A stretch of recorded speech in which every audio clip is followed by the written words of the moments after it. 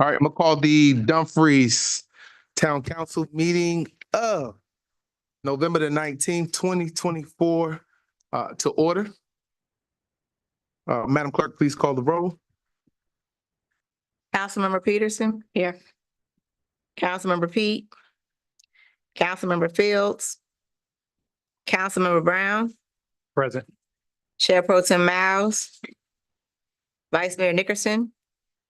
Mayor Wood. Here.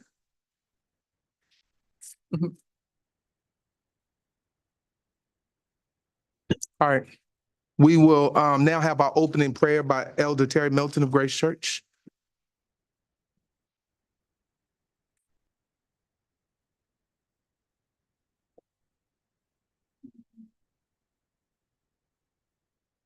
Good evening. Let us pray.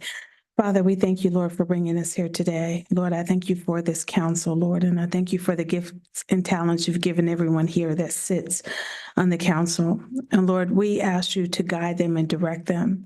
Give them wise understanding, Lord, on decisions that make, Lord, to impact the community, Lord, that they lead and serve.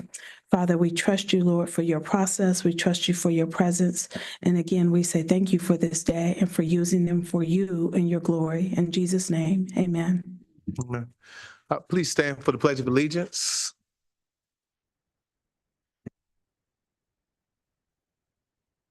I pledge allegiance to the flag of the United States of America and to the republic for which it stands, one nation, under God, indivisible, with liberty and justice for all. All right, please be seated. Next on our agenda is the adoption of the agenda.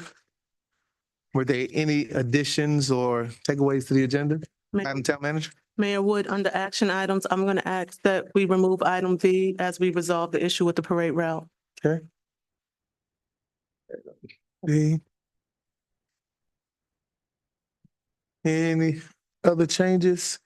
Seeing none, make a motion that we adopt the agenda with the removal of action item B. So moved.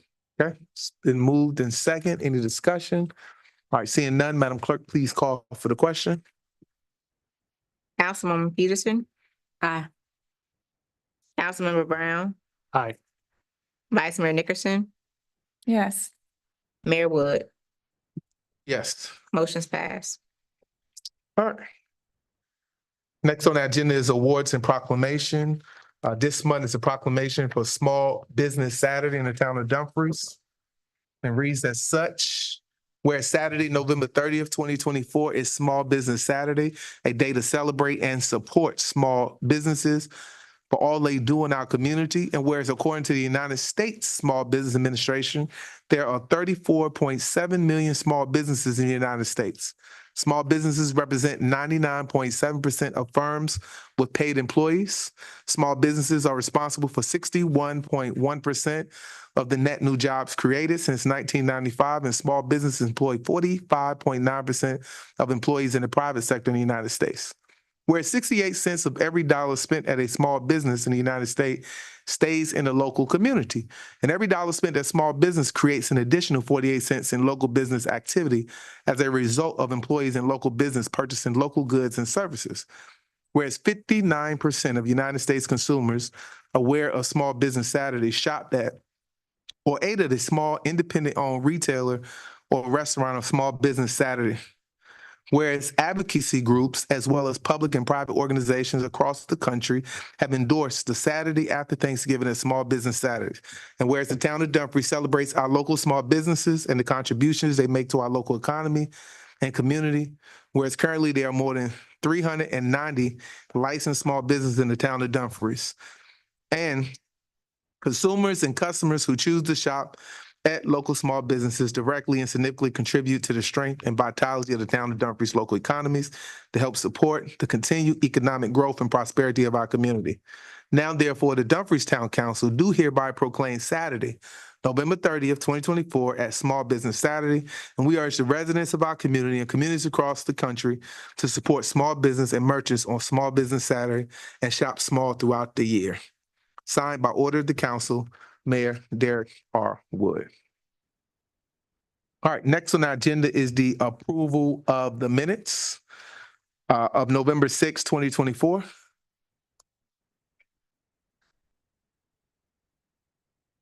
All right, Councilman Brown. Mayor, I want to make a motion to approve the minutes of November 6, 2024.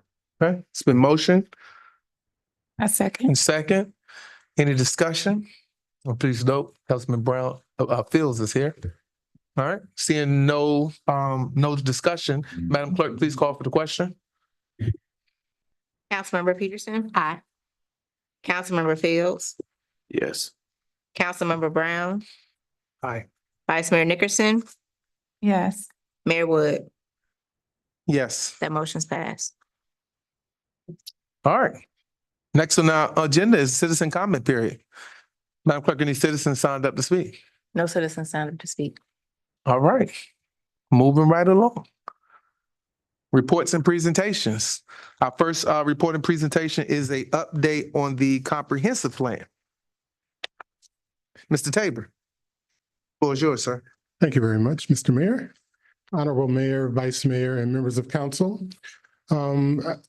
The Virginia Code Section 15.2-2223 states that the local planning commission shall prepare and recommend a comprehensive plan for the physical development of the territory within its jurisdiction, and every governing body shall adopt a comprehensive plan for the territory under its jurisdiction.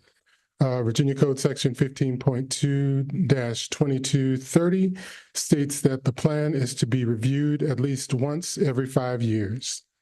As previously reported, the town is working with RHI Consultants to update the town's comprehensive plan, which was previously updated in 2014 with a limited update in 2019. During the October 16th, 2024 Town Council meeting, we provided a status update and stated that we are in the draft and final phase of the update process, which is the fourth and final phase. The plan elements and draft land use framework were provided to the council during the October 16th meeting and discussed in further detail with the steering committee / planning commission on October 21st of 2024, which was their third steering committee meeting. The draft land use framework is aligned with the land use and livability element or chapter, which is one of 9 elements of the or chapters of the plan update. The other 8 elements or chapters include economic growth, public health and safety, community and educational facilities, housing and neighborhoods, arts, culture, and historic resources, parks and recreation, transportation and infrastructure, and natural resources and the environment. Staff, along with the town's consultants, RHI, are reviewing and updating the 198 goals, policies, and actions from the 2014 update. And the recommended goals, policies, and actions will have time frames and cost estimates when presented for consideration by the steering committee / planning commission and the town council. Yes. Just made a reference that the council received a reference on October 15th. Yes. No, it just went to the planning commission No, meeting. I distributed it during the meeting. There were documents that I distributed. We had trouble with displaying them, but we distributed hard copies. Let's see, and I'm happy to provide them this evening as well. But I'll need to make the copies, but it looks like this, and it has the map with it. But I'm happy to provide them. Sure.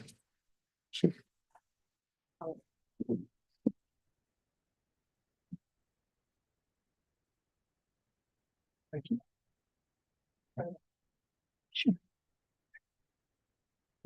Staff, along with the consultants, are reviewing and updating the 198 goals, policies, and actions from the 2014 update. And the recommended goals, policies, and actions will have timeframes and cost estimates when presented for consideration by the steering committee and the town council for approval. Remaining tasks include the draft comprehensive land use plan with a target date of December 6th. The second public meeting is scheduled to be an open house on December 14th following the Christmas parade in the Jeff Simpson Community Center adjacent to Town Hall and the Police Department building. We will distribute information during the parade about the event and also information about how to review the draft plan, update, and provide comments. And we will also develop a flyer, quarter-page handouts for the parade, and lawn signs, which will be finalized this week. And installation and distribution will start next week. Information about the open house will also be on the parade flyer that will be distributed. The fourth steering committee meeting with the Planning Commission is scheduled to be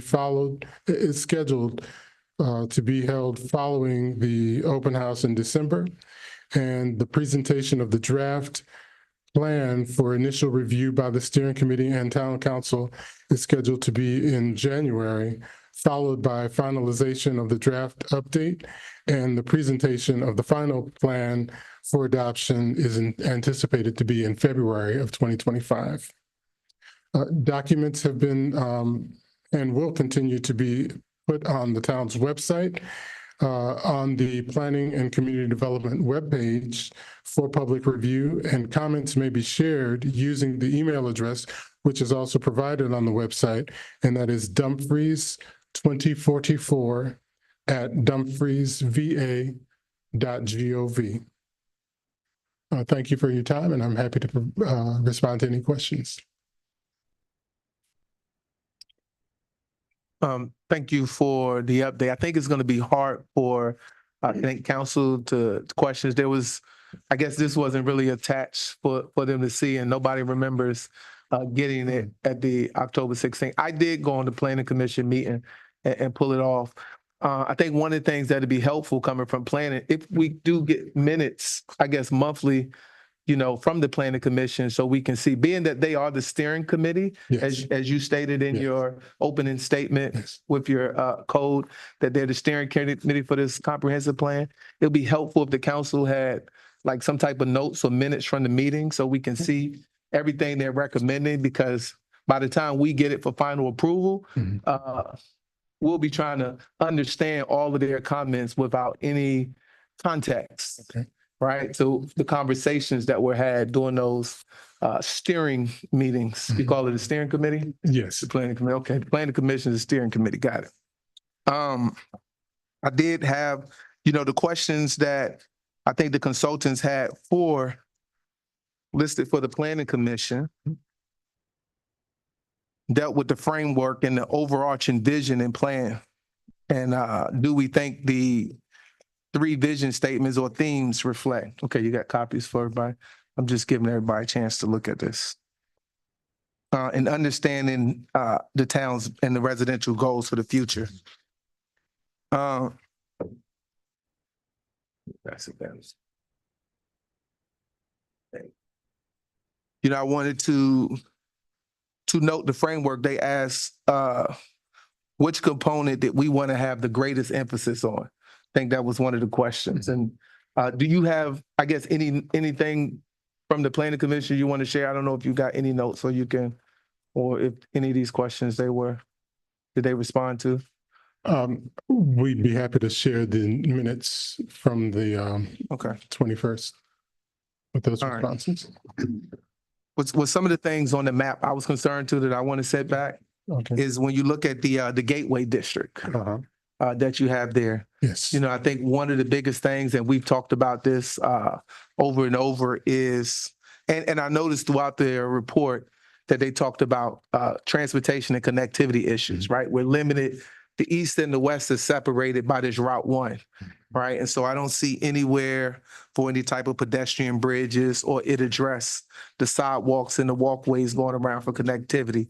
I think 3 or 4 times in their presentation, they mentioned how we're cul-de-sac at the end of Route 1, right? Which then adds to our connectivity issue. So when you look at that gateway, one of the biggest things I think we need to figure out how to address and put in there as we're writing this comp plan is how do we move the VDOT lot, right? It's 15 acres that's blocking our gateway, right? And we're calling this the gateway, right? Which we are the gateway, the southeast gateway into Washington, DC. I like the title when I read it. I said, okay, the Gateway District.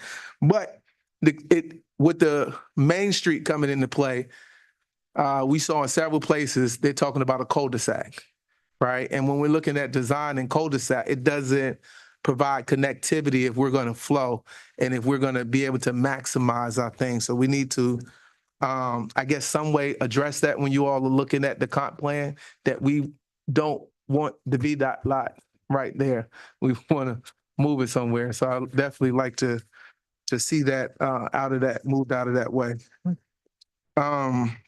As we also talk about the gateway, we can put, I guess, a little bit of detail about, you got the strip malls in there and kind of like what it was. I don't know if we can say something like having it model a town center, like when we really want redevelopment, how we create policies or zonings to allow for total redevelopment. So it's almost in a town center. We've seen that kind of like at the Springfield and the Stone, how they reimagine these old type of malls and strip malls. So to be able to look at that when you look at the Gateway District. I like what they had written for the waterfront. One word I guess I was looking for in there too to add with the tourism was, because it's in an environmental area, to add maybe some eco type tourism as well into that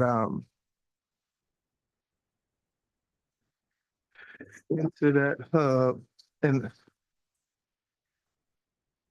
I believe one of the other things I wanted to note that they wrote, and I don't know if just the consultants don't understand our boundary lines, is they made a couple of mentions about Fetler Park Drive, right? And so we got to make sure that when we put our comp plan that we say nothing about encouraging additional industrial manufacturer uses around Fetler Park Drive, because that's outside of our, Fetler Park is outside of our district. So,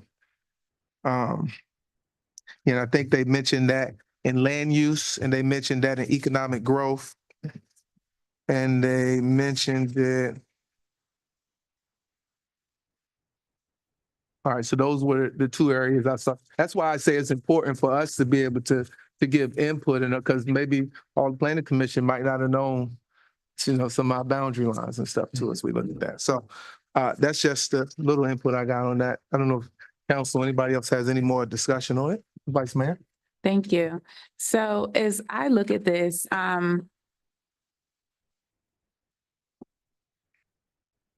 it looks nice. I like the ideas of it. I'm struggling with the realism of it. For instance, when I look at Main Street Hub is a vibrant mixed-use center designed to be a focal point for civic and cultural activities. What I'm struggling with is, for instance, the property right next door to us was originally supposed to be mixed-use retail and residential, but this dais approved that we rezone that for all residential. So we're limited then on Main Street where we will see any mixed-use residential and retail. So what options do we still have for residential and retail? Are we planning on doing something different with what's left? Because when I look down Main Street right now, I'm having a hard time visualizing what we have left to accomplish these cute little pictures and anything like this.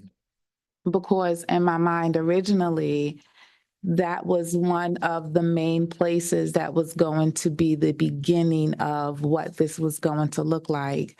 But we don't have that option anymore.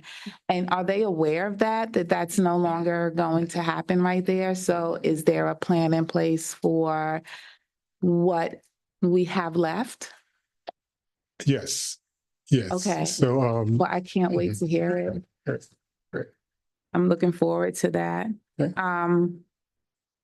That was one of my main concerns as I look at that, because I'm just kind of like, you know, what is that really going to look like?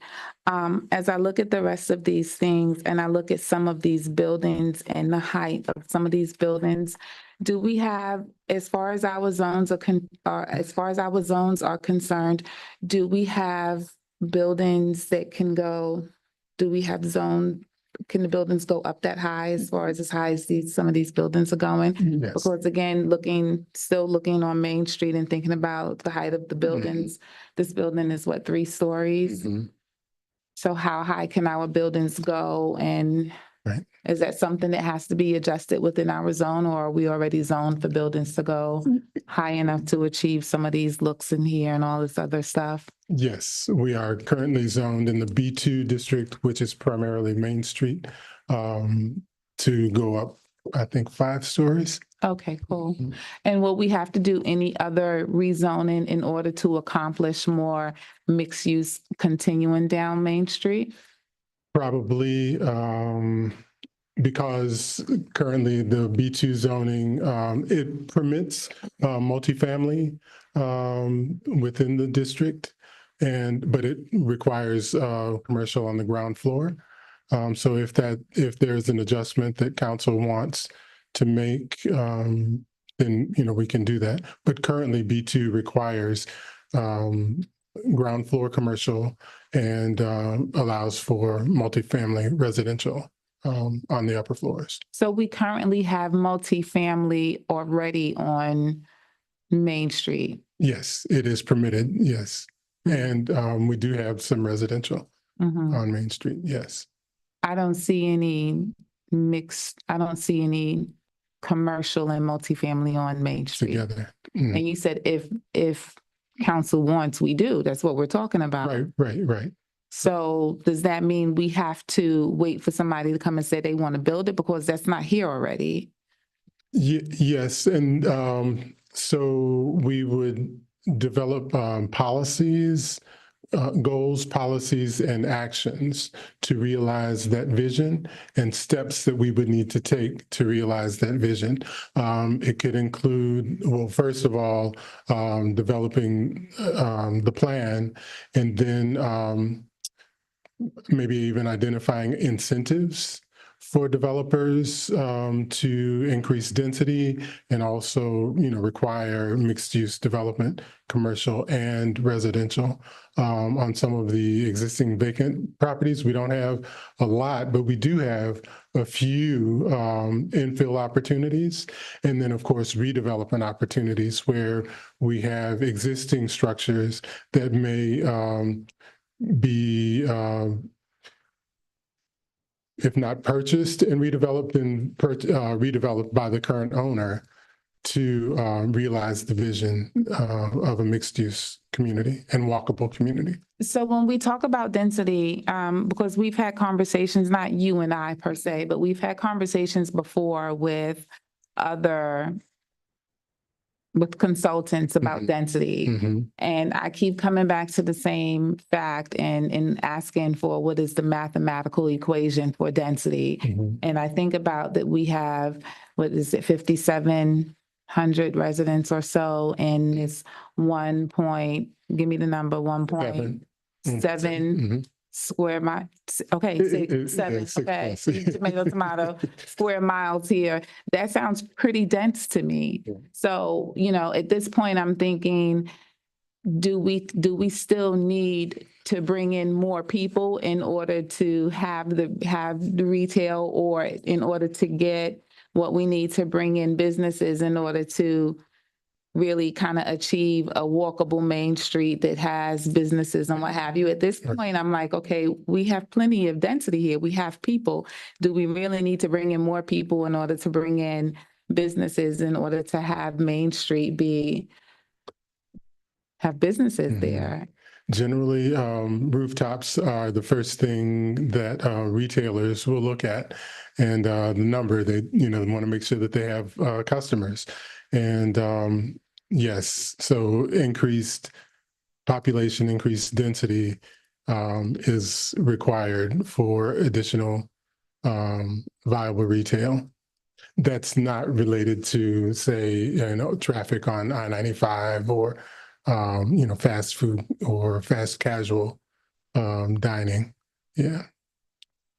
So is there a density calculation? I'm still looking for that. answer. Oh, I'm sorry. So like like a threshold or a sweet spot? Like, what is density? What is the answer to density? That's what I really need to understand. Okay. I'll need to provide that information at a later date, if that's okay. Thank you. Sure. Thank you. It's just something I need to know for my own edification, Right. because I've been asking that question for a couple of years Okay. now, and Okay. no one's really been able to give that to me, because I want to understand. Mhm. It's like people keep saying, "Oh, well, we need density," and I'm like, Right. "Well, how crowded does it need to? Do we need to Right. become like a little metropolis in order to have density?" Mm. You know what I'm saying? Like, I want to understand that, because at this point, to me, density is traffic on I-95. It's dense. That's why we can't move anywhere without paying $50 to get 27 miles up the road because of the density, right? And then when I think about almost 6,000 residents in less than 2 square miles, that sounds pretty dense to me. Mhm. So I'm trying to understand then what exactly are we looking for? So that's what I want to understand. Great. That's all I have for now. Thank you. Thank you.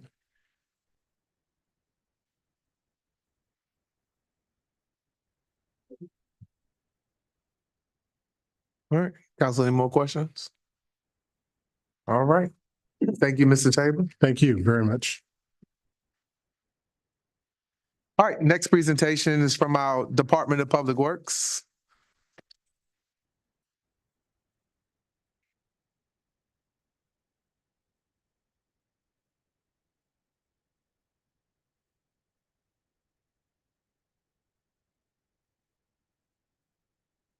Good evening, Mr. Mayor, Vice Mayor, Council.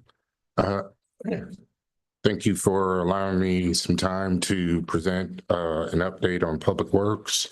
We went through and a couple of weeks ago and started looking at the department as its mission, vision.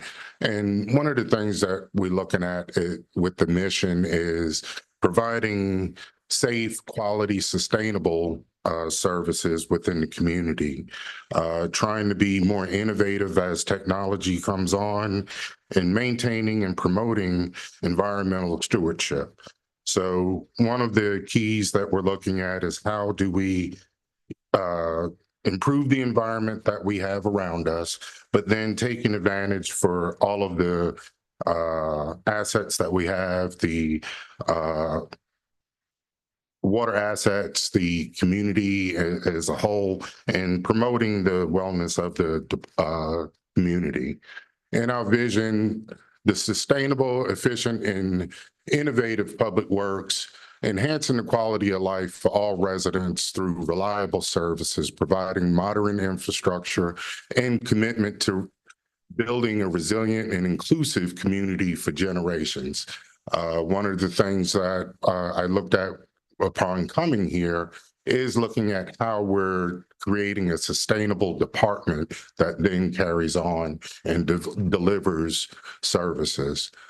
In looking at this, I created 8 goals that we wanted to focus on starting out, which is process improvement, being a little bit more reliable with how we do things, the way we do things, and being able to make that a process that's repeatable. Taking technology and integrating into what we do. We have GoGov, but there are so many other things that we could bring into this with the incorporation of GIS, using different apps, different monitoring for our facilities, knowing how our parks are used, our trails are used. That then gives us information on how we could build. Collecting that data and being able to make better data-driven decisions on how we maintain things, the cost of services, where we put our focuses at, and knowing what citizens want and where they like to use things, basing all of that on data. The next item, which is for staff training and development, improving the staff's capabilities of being able to use technology, being able to adapt that to what we do on a daily basis and moving forward. customer-centered approach, we have GoGov, but again, that's just one aspect of being able to be in touch with your customers. So really trying to focus on that. Preventative maintenance for all assets, not just for the roads or for the parks, the trees, things of that nature, but also our facilities. How do we predict the useful life and when we need to program that stuff into our budgets? Collaboration, partnership, and of course, again, sustainability and innovation.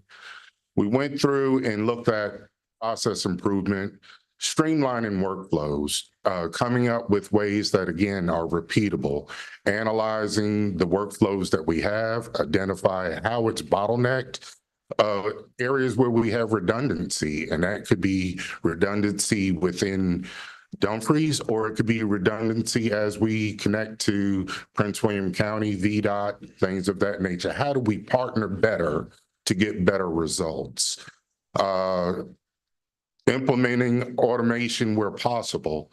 There's a lot of things that we can utilize where we have different sensors out here that's on the market that we could get information from, but incorporating that into how we're doing things. Lean management, that's a phrase that's thrown around. It's basically doing more with less. We're looking at how do we make more efficient and focus on the value-added activities that we do and that we contract for. Standard operating procedures. One of the things that I don't really see is a standard operating manual for Public Works.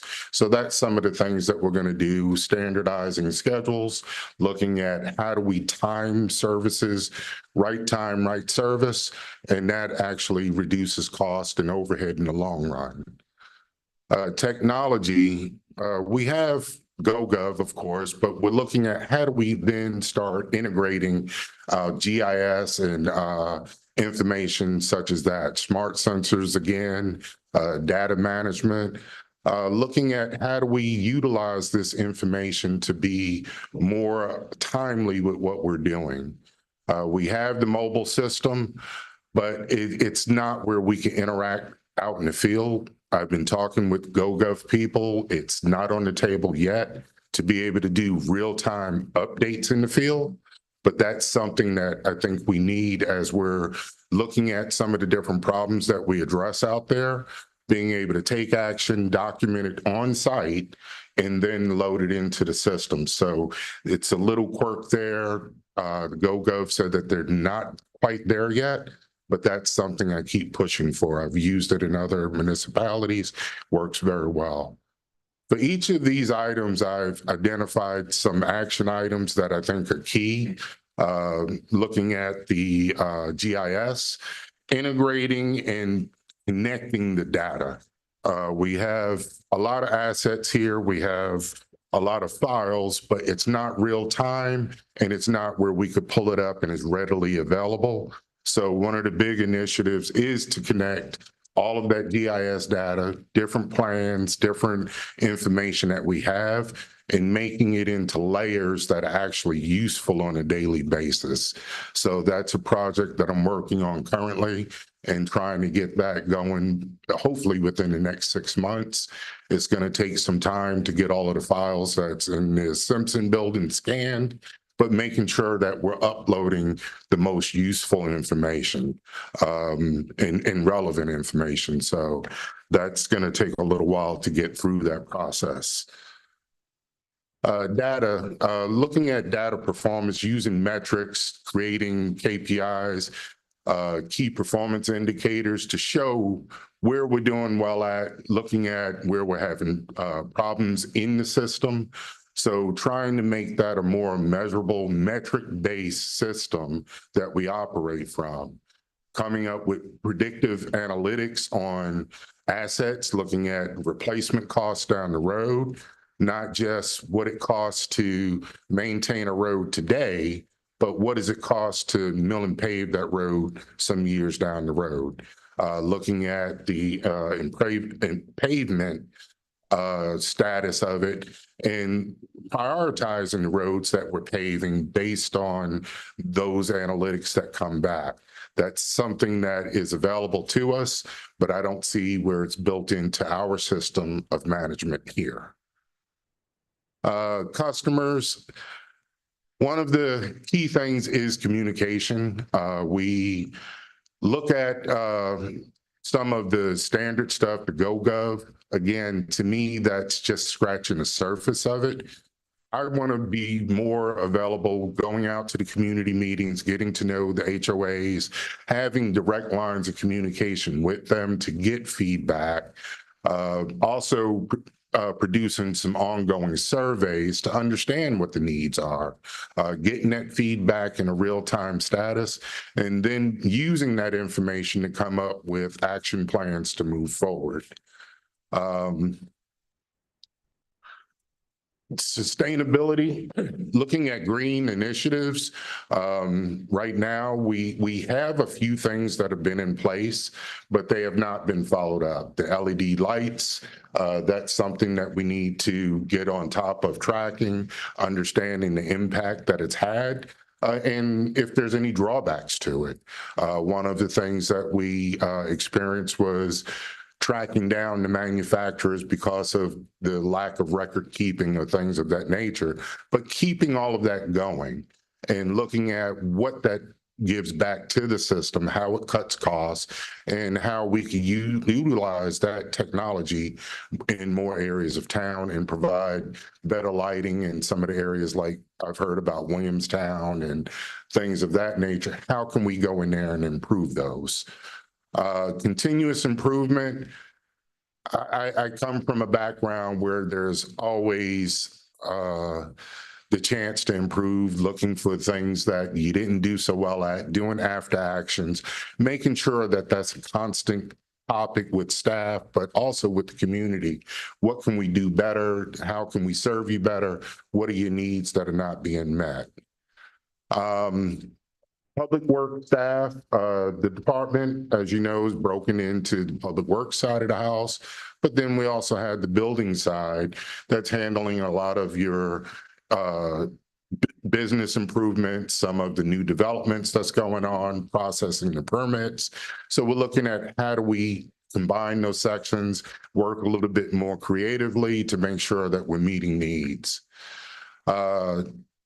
One of the keys, again, is staff training, looking at the new tools, technology, the best practices, how to keep them up to date and more efficient and working better for the citizens. So empowerment to me is a big deal, but that comes with the training and the knowledge, as well as the tools and resources. So that's something that we're really focusing on, and being able to use that knowledge to have problem solving at the lowest level within the organization, and not having that bureaucracy feel to it. So even though we're a small group, we need to be careful not to create something where it's bogged down in bureaucratic decisions.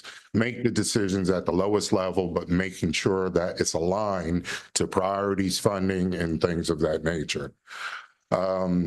Safety training, that's a big issue for me. As we increase density, as we were talking, and increase traffic in the area, we also got to be mindful of safety. When our crews are on the road or they're interacting on a lot of your different streets and things of that nature, or having to do emergency services or something as simple as picking up trash. How are we identifying safety and making sure that we're keeping them safe as well as the traveling public? So coming up with that standard basic training for all people that's associated with public works, as well as any town person that operates a vehicle, and standardizing that information. Right now, and I know one of the key things on this update is projects and ongoing, but I wanted to kind of give you a good update as far as where we were as a department. A lot of our work is being done on the projects that we have going. We have approximately 29 private CIP development projects that's going on. We have a link here that highlights all of those projects.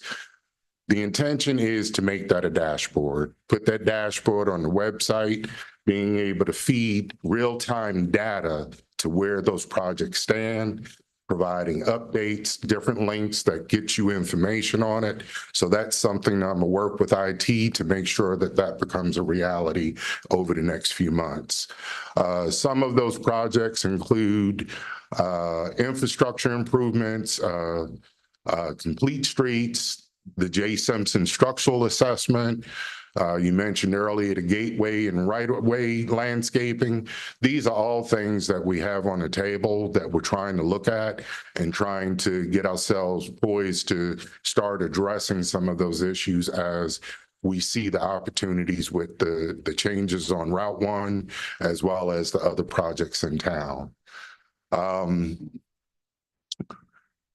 One of the big items is stormwater improvements, looking at how we could push forward with not only the phase 2 of Quantico Creek, but looking further downstream on different things that we could do there. Looking to survey the actual neighborhoods. A lot of that drainage has not been touched in years.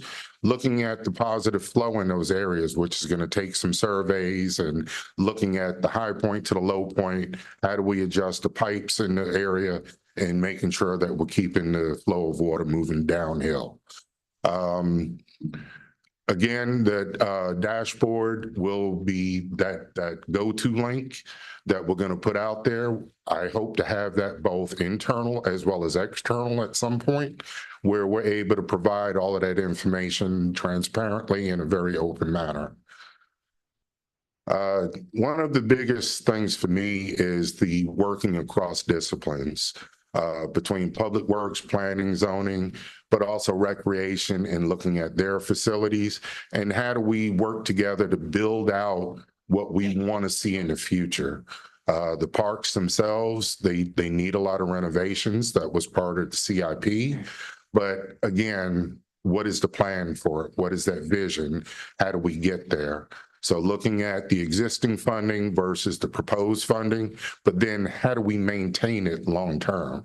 So everything that we put in has a useful life. We need to start programming for that now versus waiting until 10 years from now and saying, how do we update this park? So that needs to be built in and part of the capital improvement plan. Currently, and I'm sure you've seen a lot of things going on here at the building, not just the Christmas lights, but I know that this building has undergone, well, not undergone, but has been deferred a lot of maintenance.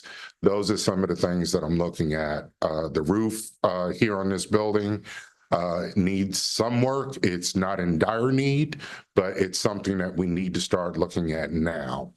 We have had leaks in the building and trying to track down all of that and making sure that not only are we addressing it internally through looking at the heating and cooling systems, but what's going on the roof, what's going on the windowsills, things of that nature, looking at the foundation and the fact that it hasn't been sealed in a long time. Those are some of the things that we're focusing on. Monitoring and improving just the housekeeping, how we keep the building, how, you know, it's seen when the citizen walks in, from the signage to the emblems on the door. These are things that we're looking at. How does that represent Dumfries as a town? Those are some of the things that we're looking at. Enforcing the annual routine services. There's certain inspections, things of that nature need to be done annually, quarterly, trying to get on top of that, come up with a more predictive schedule. So that way, not only the town is mindful of it, but also our leasing agent, and moving forward and being able to let our tenants know what's going on. Lighting upgrades, there's a lot of issues with lighting. So we are actively trying to trace down some of that, come up with cost again to see how we could cut back and convert to LED in some areas and upgrade. Projects and routine maintenance. This year, we've spent a lot of time working with the rec department on 19 different events that have gone on. There's a lot of activity that goes on behind the scenes there, and it takes a lot away from your routine maintenance. We're trying to build that in, smooth that process out a little bit, and ensure that not only are we meeting public works maintenance, but we're also supporting the other groups. Traffic sign replacements, we have a number of areas in town that those are very dated. They've been just aged. We're trying to get those replaced, but we got to work through Prince William County to get manufactured, then the installation process. So we are going through town trying to get those up to date.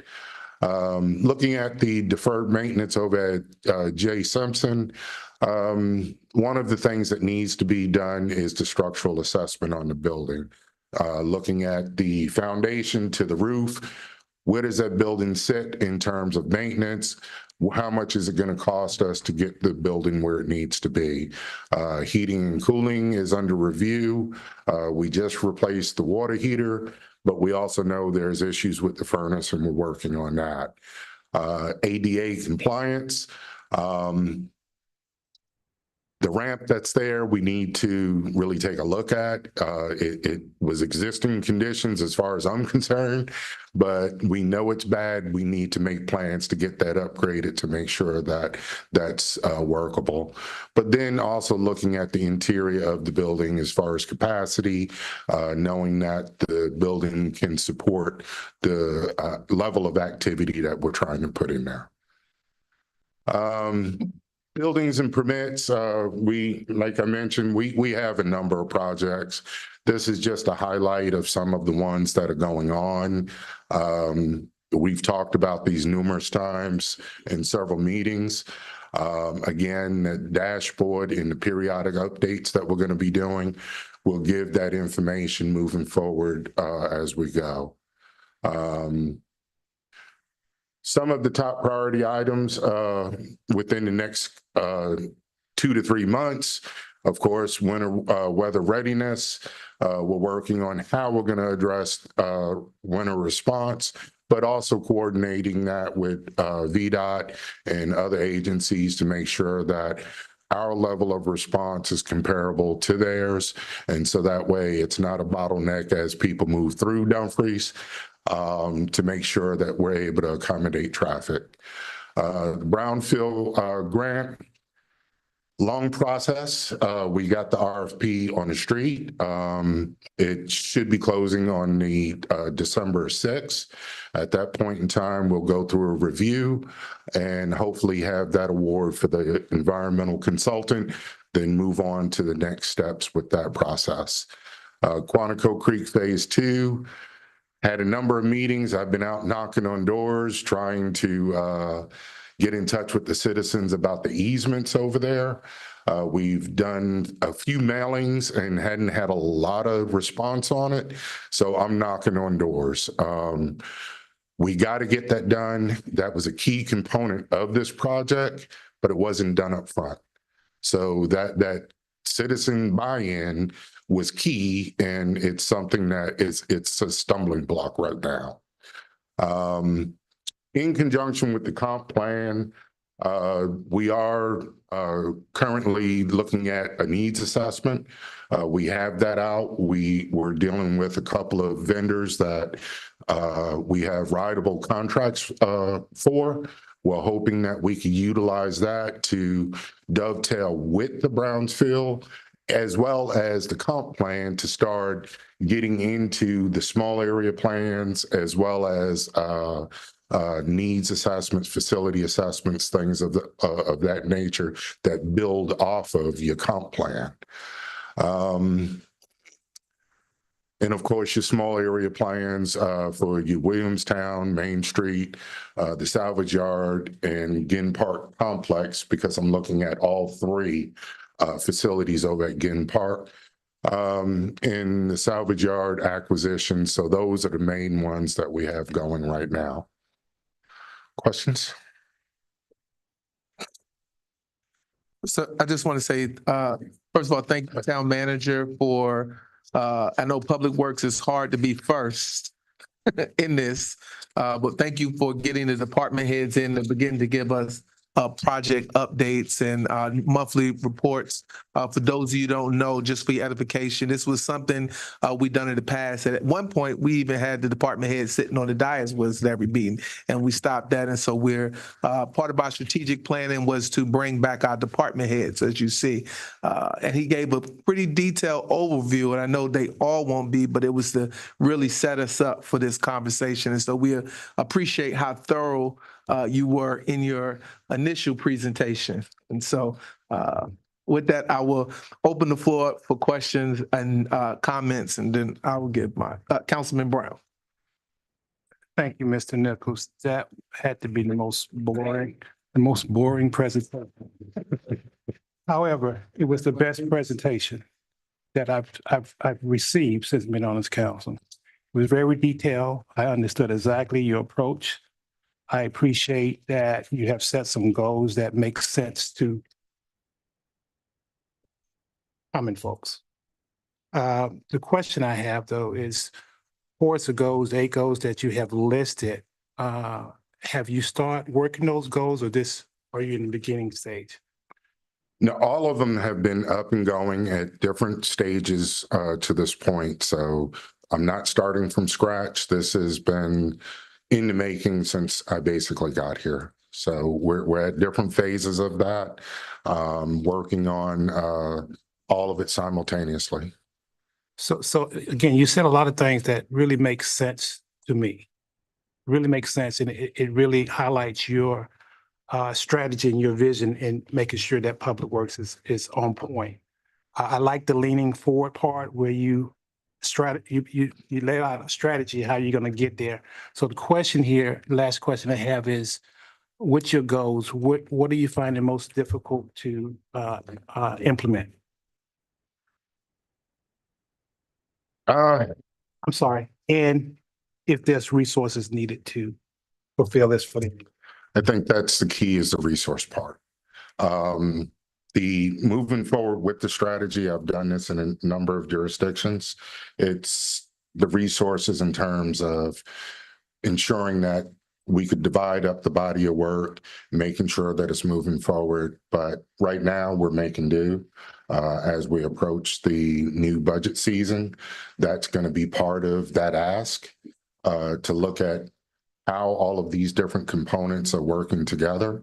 And some of what I'm doing right now is getting that information to know what the costs are associated with some of these programs. So and I'll give an example, the stormwater management MS4 program, building that into more of a holistic program where it's start to finish, here's the way this works. And we're talking from maintaining existing infrastructure to how do we go in and renovate. All of that is being built in that way we could forecast out those costs. So resources. Thank you, sir. PM. Thank you. That was outstanding. Thank you. Yep, Councilman P.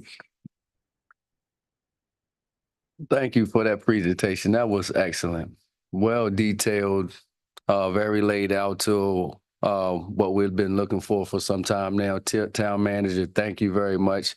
Thank you, staff, for putting your guys' hard work to do what you do on the out on the fields. That was excellent. I do like the fact that you spoke of making a direct connect to the HOA. Is it hard, question for you guys, is it hard to connect with HOA presidents or the HOA team from the communities? Not exactly hard. We've reached out on a number of occasions. We've gotten feedback from some. Some of them aren't, I guess, maybe as active as others. I have attended a couple of meetings so far, but that's just the initial stages of it. I think it's ongoing dialogue and making sure that we have other means to get feedback. We do have GoGov, which, I look at that more as problem centric. But then how do we start addressing the other issues, the quality of life issues that you don't put in GoGov? And how do you get community involvement aside from that? So those are some of the things that I'm trying to dig at more so. Okay, thank you. So just to do a couple key things to highlight. I thank you for wanting to take a couple steps back to reach out to the community over there about the Quantico Creek project to get their input on the project. That was actually excellent. And also the increasing of the lightage around here. Thank you for wanting to take attention to details to some of the areas within the town that are dim, very dim. I mean, my take is that the lights are just old. But thank you for looking into that. Also to highlight, I don't know if anyone noticed or not, but up there by the this is a sidebar up there by the Super 8 hotel. I want to thank you guys, town manager. Thank you all for partnering with the developers in the construction to getting that sinkhole taken care of. I don't know if anyone paid attention to that, but that was about maybe a 8 to 9 feet hole that was there. It looks good over there. I want to thank you guys for that. On this, again, great presentation. My only take after this is in the future that I like the layout. I liked where we're going in the visionary steps. But if we can add, let's say some dates and time, well, not dates, times in here, some timelines of completion, closing, or when we can get to certain highlighted topics within the presentation when we're moving on in projects. Outside of that, great presentation. That's a wrap for me. I just want to say that we add in the times on our projects and increases on our presentations. Thank you, Mayor. Thank you again for the presentation. Thank you again, Town Manager. Ms. Nichols, you set the bar pretty high. I want to talk to some of the things in your report. I'll start with Williamstown because you talked about that, and I don't know where it's at, but there was some type of complete streets feasibility study. You have a copy of that? Yes. Okay. So there's a feasibility study that was done. I know you talked a little bit about that, so I don't know where we're at in the project as far as the complete streets on that. Going back for your funding, you said you talked about the town hall. Are you aware of the funding source for the town Yes. hall? Yes. What is your funding source? I'm just curious. The leases in the Okay, building. Trimark. Trimark is managing, but it's basically being generated from the leases. But Okay. at the same time, I'm trying to look at the overall status of the building and how do we not only pay for it now, but project that out in the future and working with the leasing company to come up with that long-term plan. Okay. All right. Which brings me to contracts, the contracts that we have. Is their contract up on a renewal basis? And I don't see in our budget, I don't think where the Trimark and the property, but I do see with the contract for the waste management and the trash. But is it time for any type of renewal or regeneration? Oh, if you allow me to jump in, Mayor Wood. So Trimark's contract is currently expired. We are in the process of developing a solicitation to put it back on the street. Okay, so, and then with the trash contract, is that up for renewal and where we at? And I think in their contract, they were supposed to be participating in at least 1 or 2 events and doing some type of educational activity. So, and I haven't seen Bates at any of our town events all summer and things like that. So, and I know Councilman Brown has asked for these contracts to be in open data source so people can read it, but are they up for renewal or? They expired, well, they had 1 year with 9 options to extend. The expiration on it is 26. I'm working on trying to get all of the information I can now on that. there was some holes in the information that existed based on the number of The newest? properties or units, trying to identify where all of that's at and get that ready to go out on the street. Much rather have it out sooner than later. Okay. I guess in the comp plan this year, you had vehicles. Did you purchase any vehicles or anything? I didn't see that in your report, so I'm just going in your budget now. I'm just looking at your budget to see, did we purchase it? Town Manager? So in the CIP, we did have the purchase of vehicles.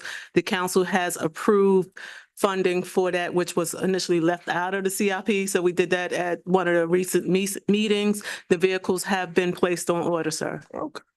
How many for public works? Public Works is receiving one, the rest is going to the police department. Hey, I was gonna get on the chief later, but okay. Mhm. All right, as far as, I see a lot of maintenance upgrades on the, you already adjusted the, Jeff Simpson community upgrade and where you at with the structure. Where are we at with the Clyde Washington Community Center design? I know that's in the, capital improvement plan as well. So in regards to the Clyde Washington Community Center, that is the RFP that is on the street for environmental assessment services, sir. The proposals are due on the 6th of December, sir. Okay. All right. What are we doing in the areas of ensuring the beautification? We've seen this outdoor spaces, but I think this is a good time to talk about that in your report. Like, what are we doing as far as all of our outdoor spaces that you all are responsible for? How are you doing that maintenance and maintaining? Right now, we're maintaining status quo, but that was the reason for looking at the needs assessment and facility assessments to understand what the community wants in them and start designing to that within our small area plans moving forward. On your, and I don't know if this falls in public works, but the housing analysis report, is that, who's it? The housing analysis report? Like, we had guidelines to develop and ensure a balanced housing supply for diverse incomes. Was that Yeah. that's not Zoning. planning? Okay. Got it. And then, has the Public Works Department had any input into the comp plan, primarily around active transportation connectivity, like plans for the bike paths and walkable access to connect the east and the west sides of Route 1, which divides our town? I think in their plan, I didn't see nothing about any type of pedestrian bridges or anything like that. Alternative, making Main Street an alternative route for Route 1 and any type of master flood plans, emergency response plans. Is Public Works part of the comprehensive plan conversation? Yes, to that extent. But again, working with planning and zoning, we are trying to work on those small area plans to look at Main Street and other areas like that, Williamstown, Complete Streets, taking that conceptual plan, then making it into something that can be implemented and planned out. Or planned out and implemented. And then the last thing, I didn't see anything, and I love the project dashboard idea so that we can be able to click and go see every project you're working on, and we don't have to do the dance every time you stand up here, because we'll be able to click and the public will be able to click. Are we working on Wayfinder and those gateway standards that we were talking about, like standards? Is that part of? Yes, as you layer down from the comp plan, that is part of that. Just trying to get through identifying the small area plans, then working within that for wayfinding, park improvements, things of that nature, just trying to layer it down and making sure that we're building off a centralized theme. Okay, well, thank you, Ms. Nichols, for your detail. Any more? Vice Mayor? With regard to beautification of Main Street, would that fall in your jurisdiction, your purview? For the most part, but again, it's something where working with planning, trying to build off of that centralized theme of what Main Street is gonna look like, then how do we maintain it, whether We're doing tree line streets or the walkability, making sure that we have bike paths, things of that nature, trying to incorporate all of that together. So again, it's that cross functional between us, because I look at it not just from a planning perspective or public works, but how does it work all together? Because even though we're looking at Main Street, there's a recreational component to that if we're inviting people to ride bikes or increase walking. So these are all things that we need to be working on together and building off of that initial comp plan once that's put through and moving into the small area plans. Well, the reason I ask that is because I'd like to know what options do we have to work with the residents or the businesses that are currently on Main Street. I know that we have long-term plans looking at our comprehensive plan. We have long-term plans for Main Street, but they are in fact long-term. But thinking short-term and just kind of looking at what Main Street currently looks like, can we consider what options may be available to us short-term for beautifying Main Street, working with the current residents and businesses out there, whether that's through enforcement or partnership, to just clean up Main Street? Because as you go up and down Main Street, there are areas that look like it could use attention. So I'd like to look into, as I've said, whether it's enforcement or partnership, but we could definitely consider putting some beautification on Main Street as it currently stands before we get to the place where we are starting to implement and see changes coming from our long-term plans. But currently, I mean, I don't think we have to wait that long. We shouldn't have to wait that long in order to see some changes on Main Street. Okay. Thank you.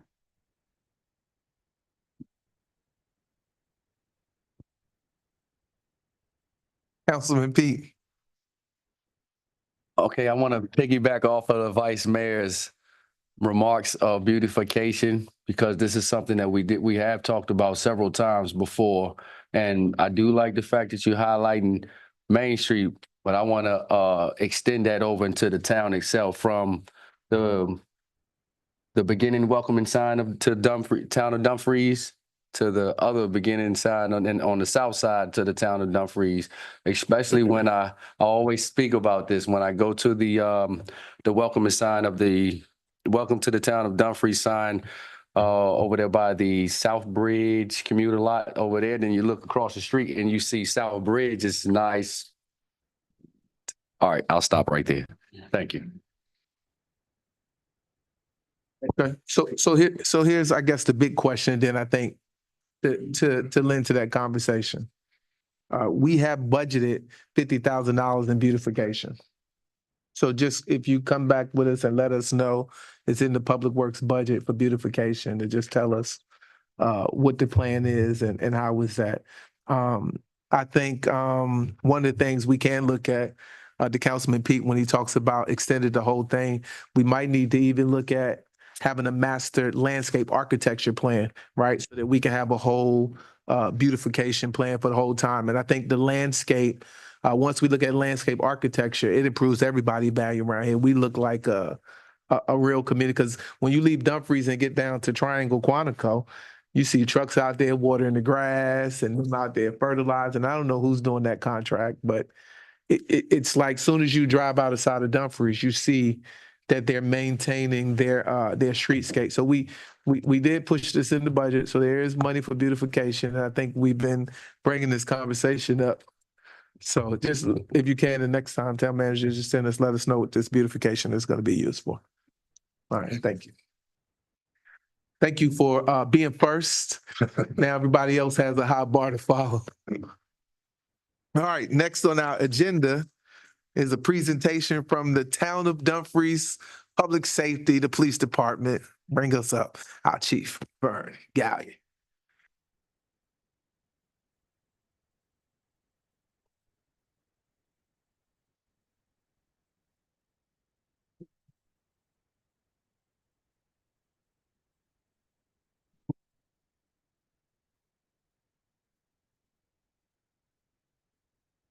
Hello, Mayor, Vice Mayor, Town Council.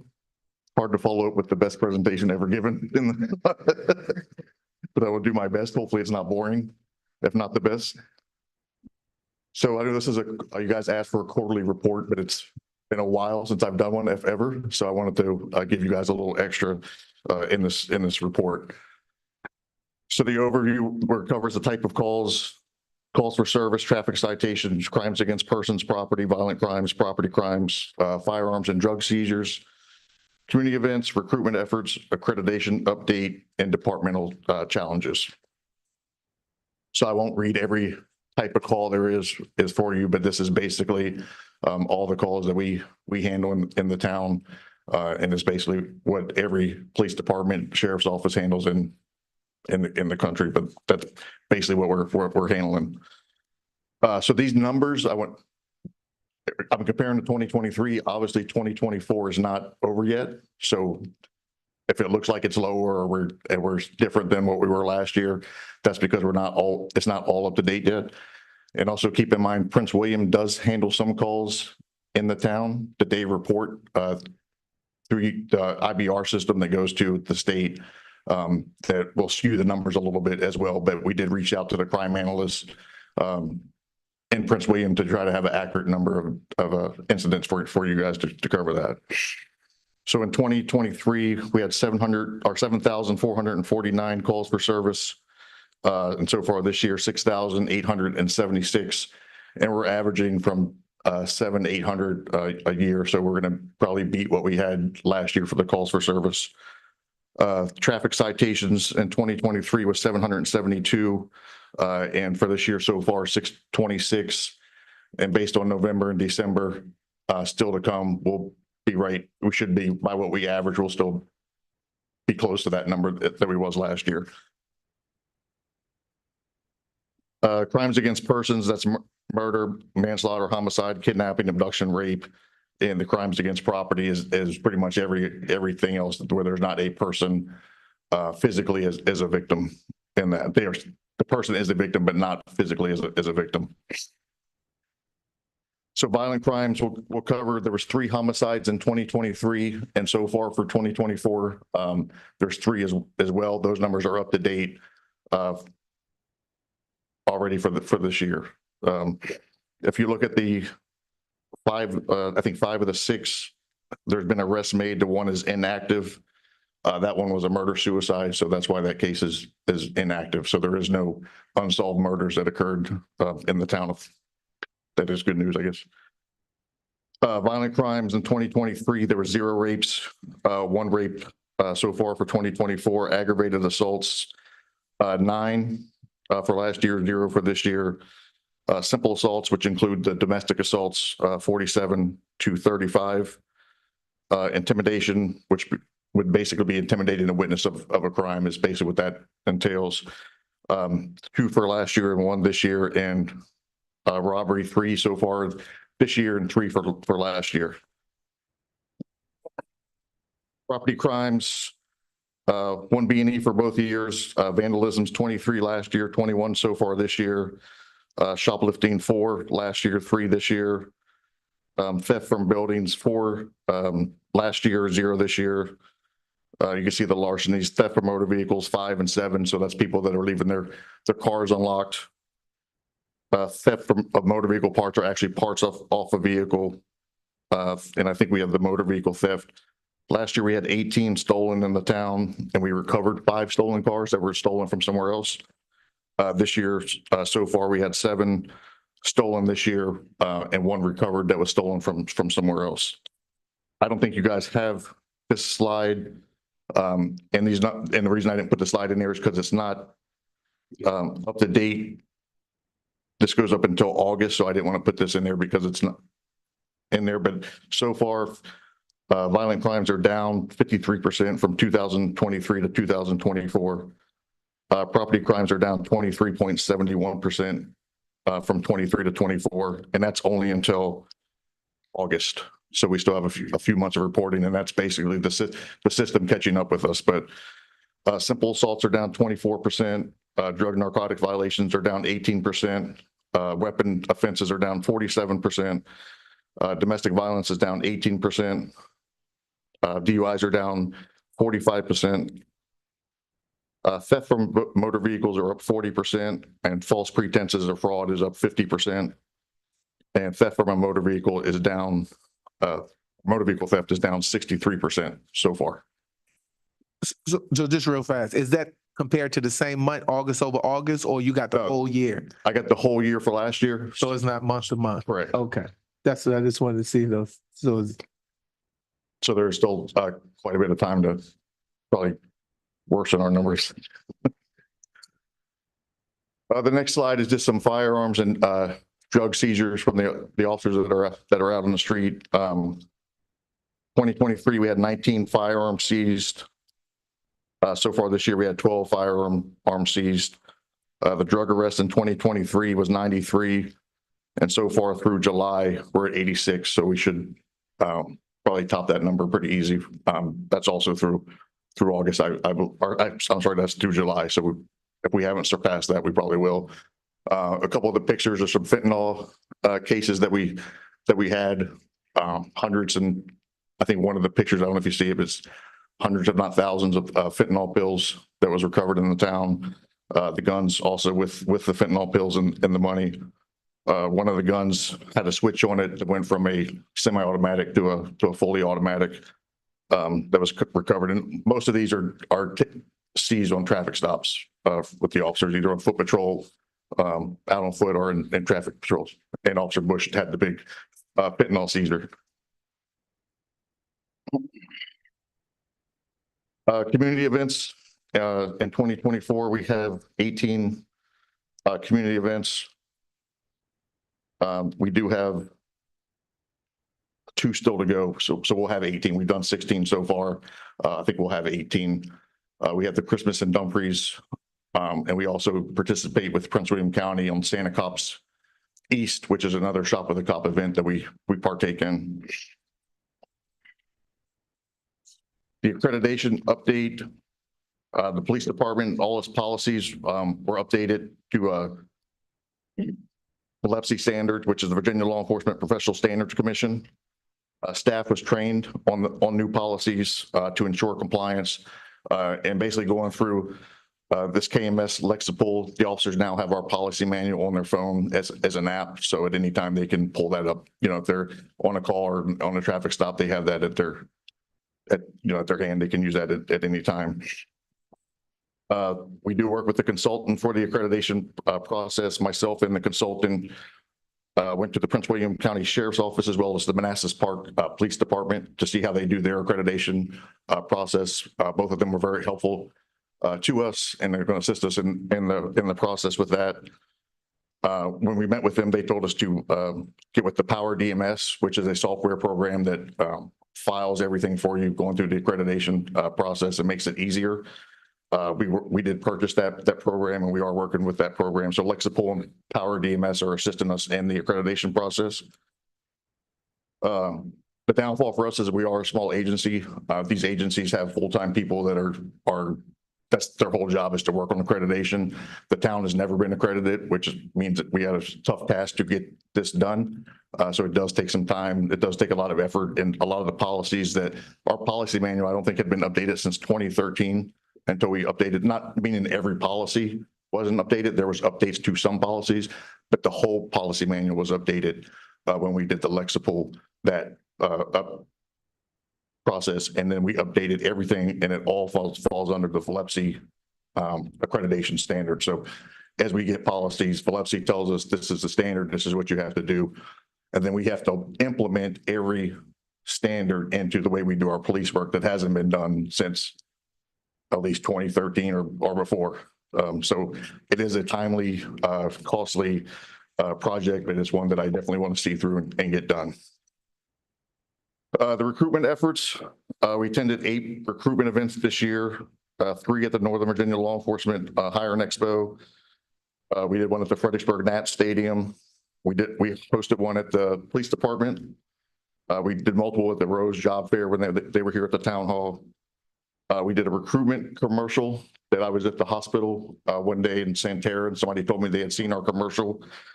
We were also on ESPN on a Sunday morning before football, which I think is good. So I think somebody told me we were on CNN as well as Fox News. I haven't seen the commercial, but these were 4 people that told me so far what they've seen the commercial on. From the recruiting events, we've hired 1 officer from all the events. And some of the things that can attract more candidates is obviously competitive salary, take-home cars, as well as career development. Some other department challenges is manpower. I miss recruitment. So what we go through it, and it's not what the town isn't doing. It's kind of what other agencies have started to do. That just makes it hard for us to compete being a small town and with a smaller budget. They've increased their starting salary, sign-on bonuses, and also paying more for certified officers. Take-home cruisers is also a big recruitment plus for people and the career growth. We had 6 officers leave, I think since June or July, to go to other agencies. So some of the reasons that people leave is not just based on the money or the benefits. It's to have specialty units that the town doesn't have, meaning detective, the SWAT team. Not saying we need all these to include a SWAT team. I don't think the town needs a SWAT team, but that's what interests young officers, and that's part of what they want to do. So when all these other agencies have that, it's a hindrance for us when we're trying to compete with all these bigger agencies to bring people here. So the manpower issue, the department's been approved for 25 positions. Right now we have 16 sworn officers. Like I said, we lost 6 to other departments. I did hear some rumbling about officers working by themselves, and it does happen. So basically, we're down 16 officers. The captain tries to cover night shift a lot. He comes out and covers when there's an officer working by themselves. But when you hear that an officer's working by themselves, they're not really working by themselves, because Prince William does supplement us. They will back us up.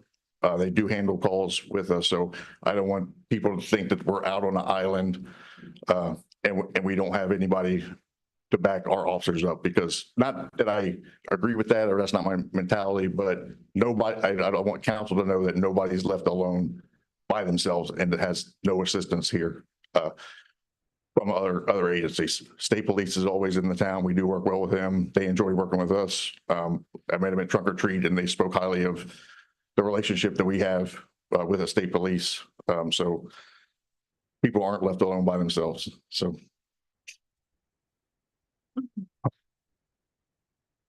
Is there any questions?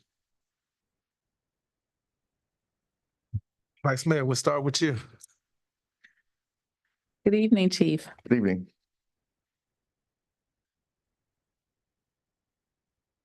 So, thank you. Thank you for your report.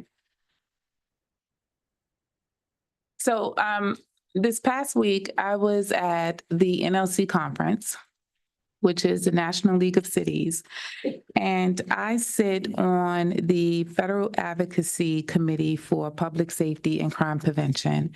And I'm sure you'll remember that while I was there, I texted you and I asked you what were your biggest challenges, because I was in the room with public safety officers, police chiefs, police professionals, law enforcement professionals from across the nation.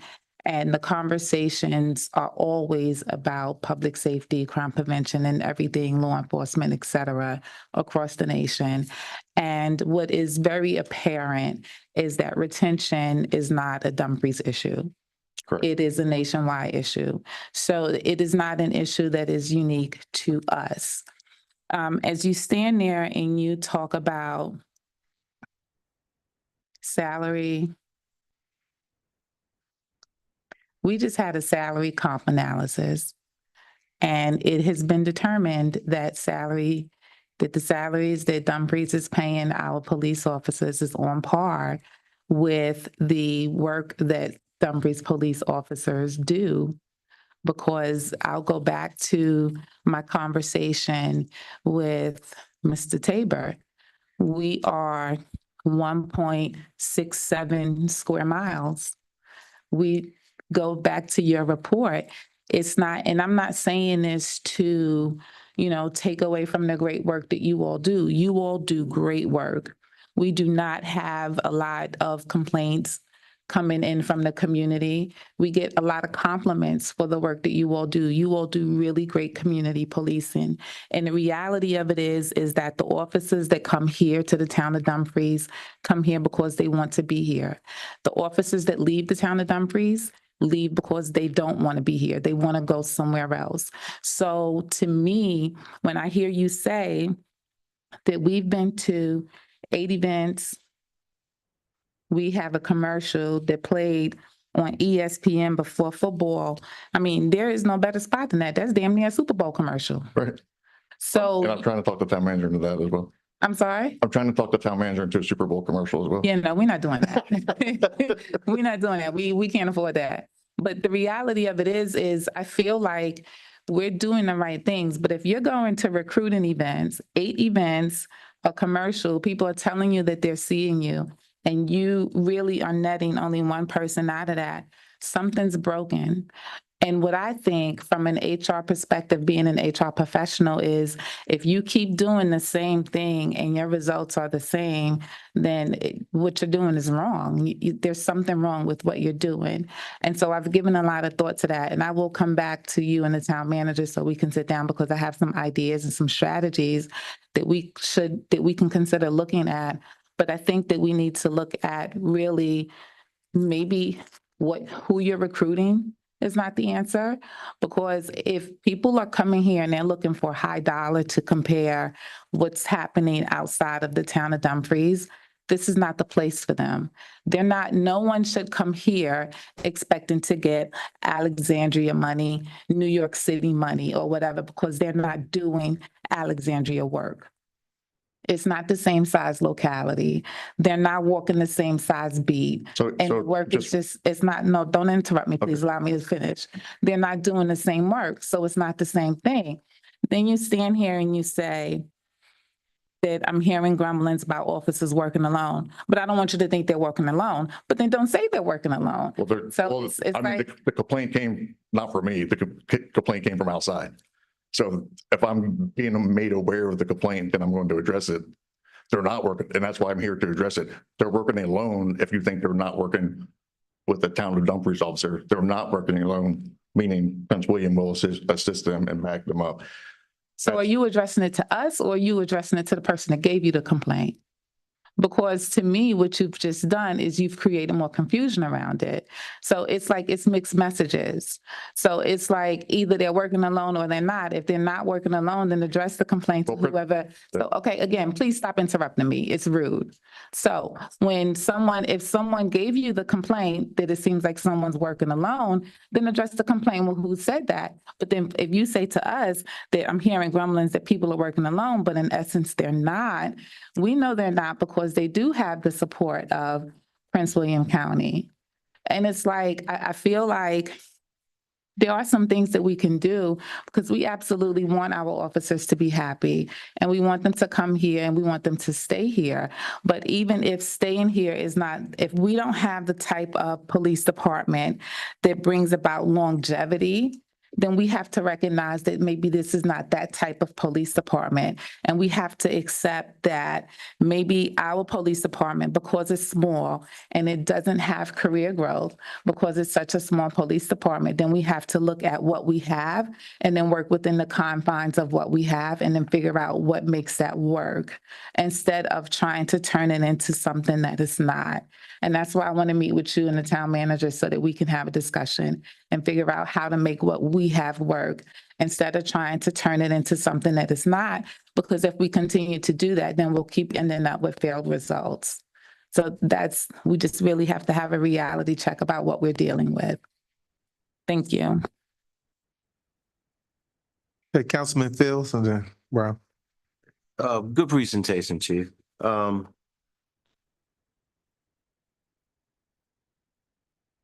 When I started here, Y'all still work the Panama shifts, right? Yes, sir. Okay. 2006. And from 7 PM to 8 PM was my shift. 3 o'clock in the morning, the supervisor goes home. And as a Dumfries officer, yeah, I'm the only Dumfries officer in town. So I think to address the answer to the question of whether you're working alone, as a Dumfries officer, yes, you may be the only Dumfries officer for quite a while. As time evolved, I went to day shift. Soon as I come on, I'm relieving the night shift person. I'm by myself until a supervisor comes on. Of course, there's Prince William to back us up. So the terminology in that is being alone, the alone Dumfries officer with a Prince William County, of course, backup. Sometimes that backup could be in North Woodbridge, correct? Yes, sir. That happens. Our supervisors were our backups during the daytime. That's what's going on now. I've heard you say the captain works a lot of night shift to do that. Having extra services, we know Dumfries, it's not going to happen. The same 1.6 square miles is the same 1.6 square miles it was 20 years ago. It's not going to change. 5,000 some residents, it's the same it was 20 years ago. It's not going to change much. We have to get people that want to be here. How long have you been here, Chief? 7 years. 7 years. Any one of your officers been here longer than you? The captain. At my number. That's how long I was here. Because I wanted to be here. Because I knew what the town offered. I knew what I couldn't do. I knew what I could do. Did I leave and go to another agency? Yes. Over an amount of time, I went back to my hometown. I only stayed there a little over a year and I wound up moving back to this area. We have to attract people that want to be here. One of the questions that came up some years ago, a few years ago when the police chief position was up, you and I, one other person, were finalists in that. And I answered one of the questions as far as recruiting, which I didn't hear now. What my answer was, as far as recruiting, where we go for recruiting. Other smaller agencies such as campus police officers and HBCUs. Let's try to reach out to them in the future because that's where I came from.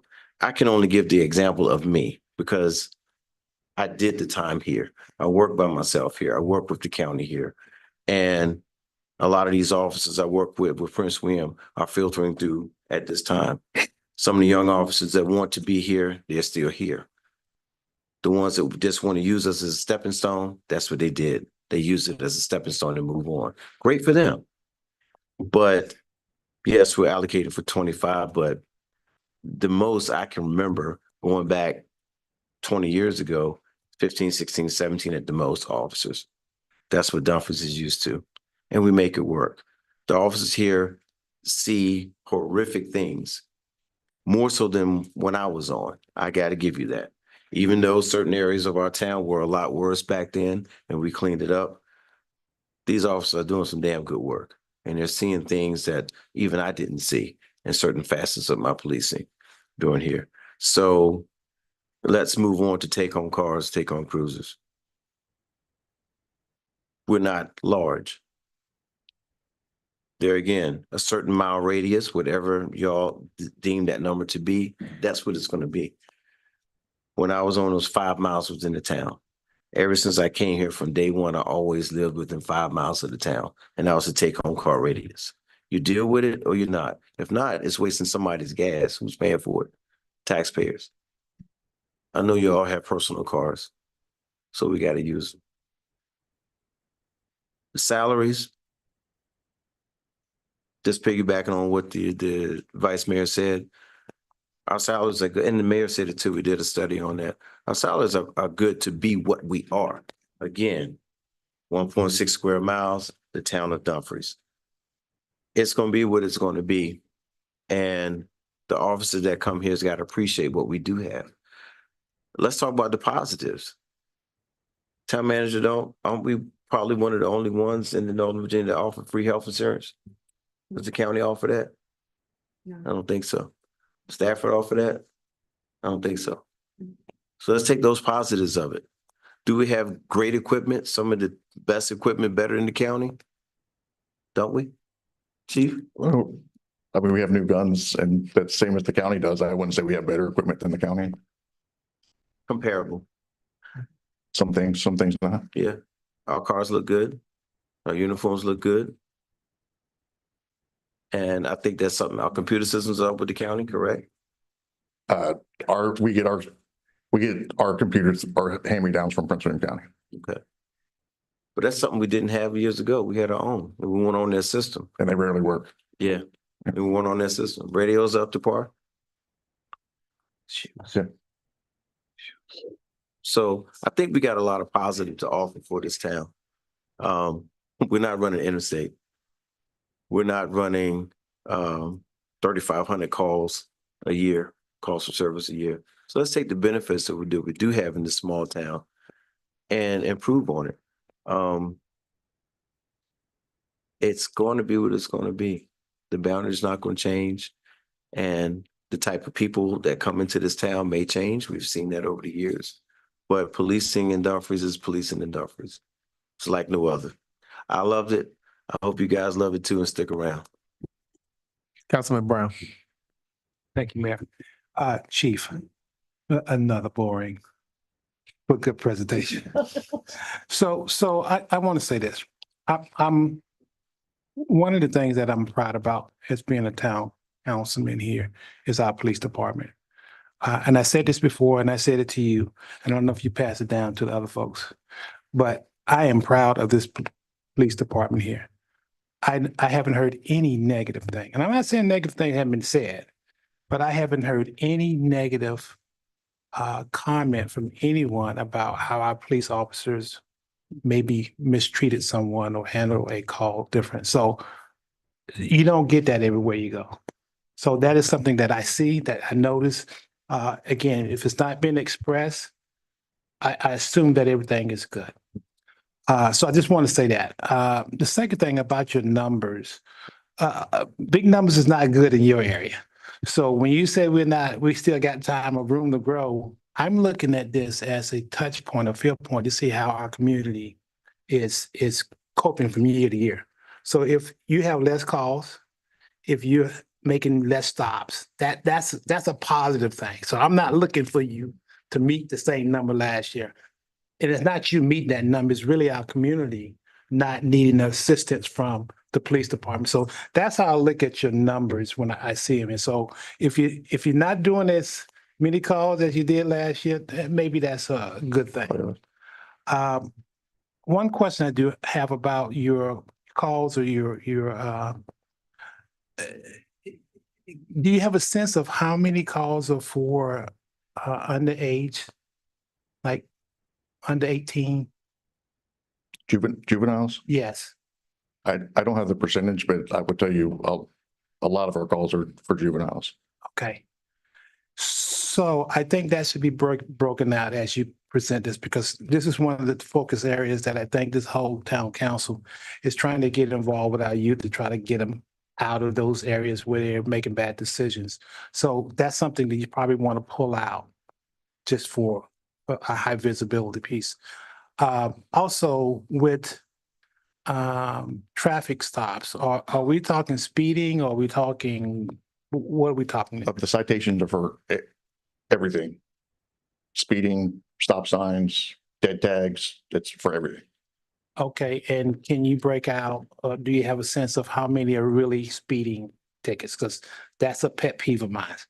I can get those for you. That happens more often than you all can see, especially around 9, 10 o'clock. Route 1 is wide open.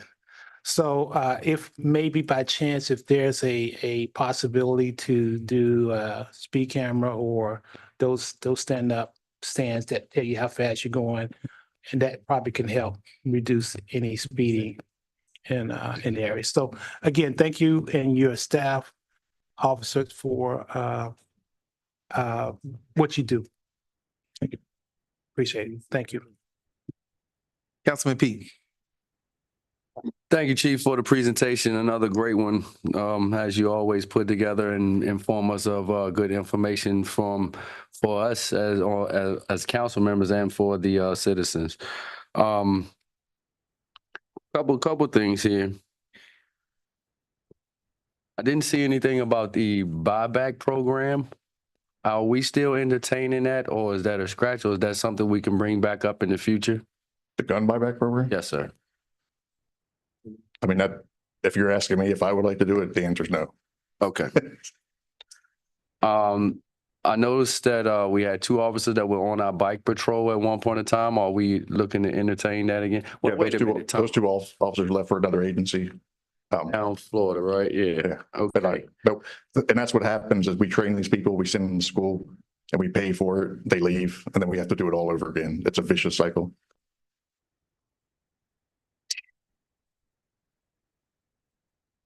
Okay. With the, I'm all over the place with this, Chief, so just bear with me. With the Christmas parade, I'm sorry, with the Shop with a Cop, do we have a number cut off for that or no? And then also to register, what is the address for registering, just in case everyone didn't get it? The police department, to get an application? Yeah, I mean, in the email, we have the link that they can click on to register, but can we provide that right now on the dais here for people that didn't get that? Is it I think he's talking about the shop with the kids. The Right. Shop with a Cop, right? so what are you asking for? For the link, the address and link for them so that they can. Is it the TDP, community policing? It was email? like Campo something, right? So the contact in the police department is Officer Ocampo. So it was her email address. Correct. And what's So that? he wants her- Can we state the email? Yeah.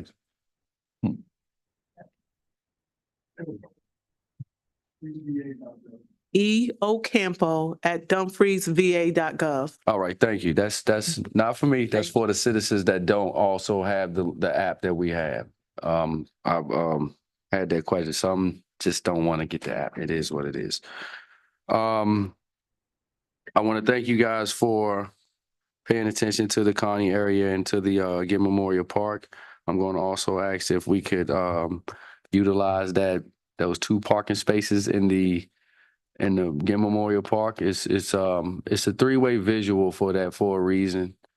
And then we'll talk about that later. But that's if we could utilize that. But thank you for that. Thank you guys for paying attention to the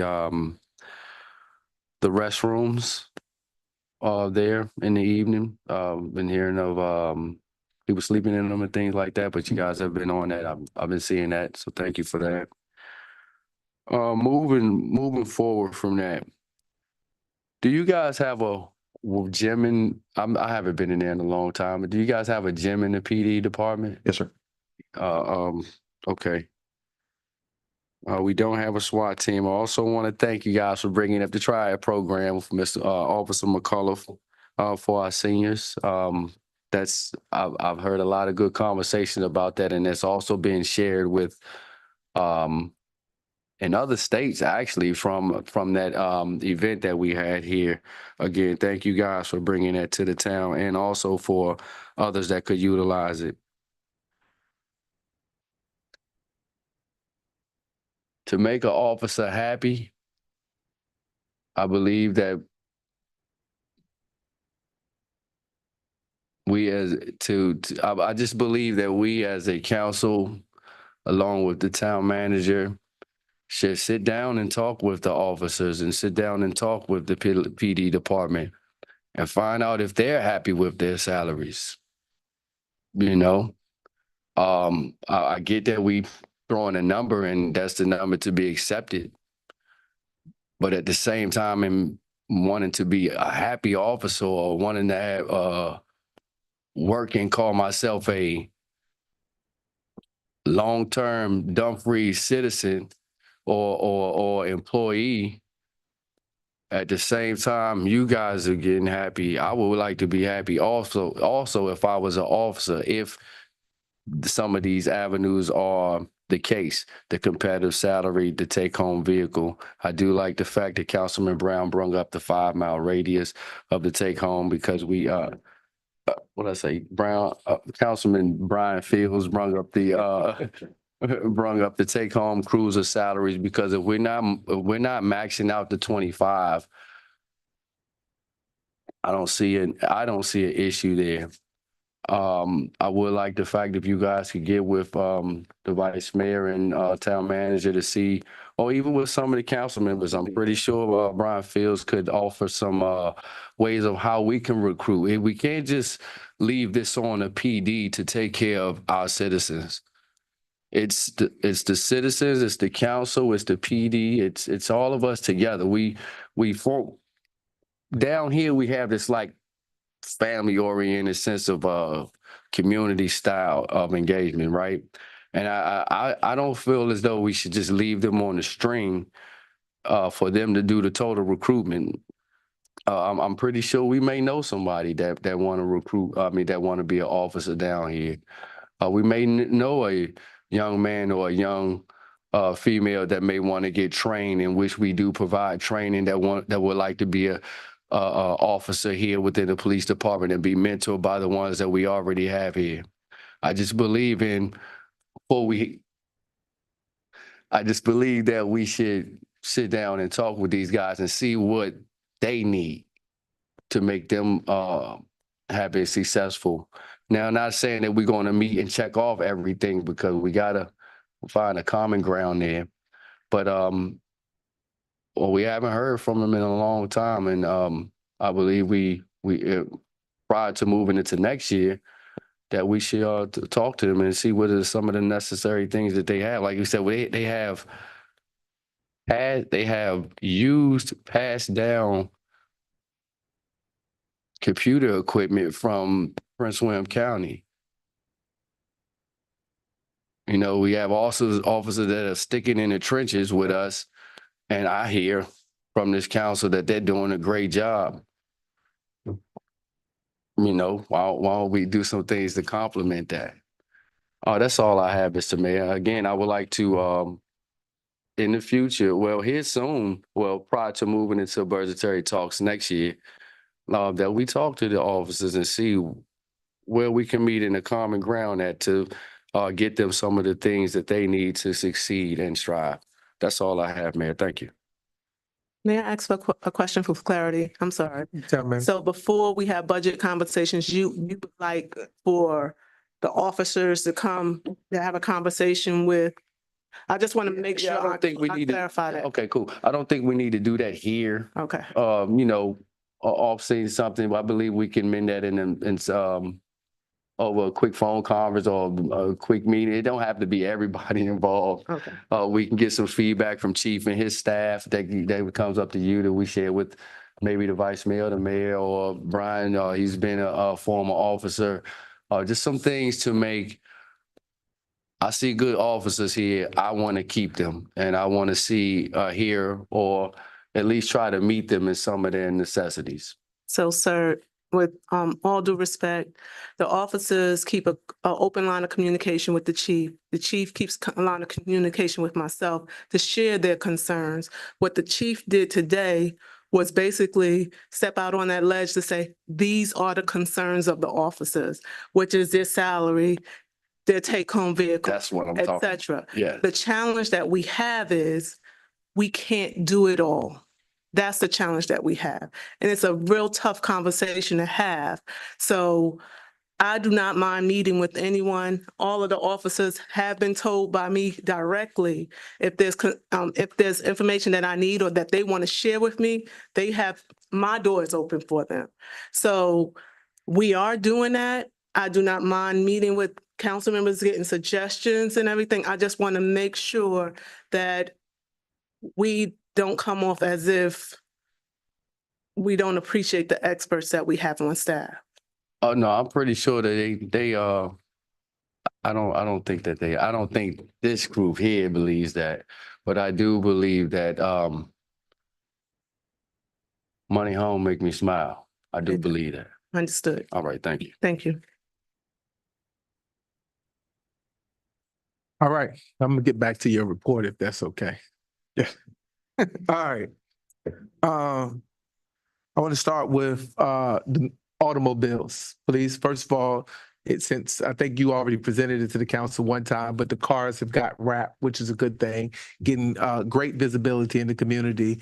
How many cars have you ordered and how many more cars do you need to order?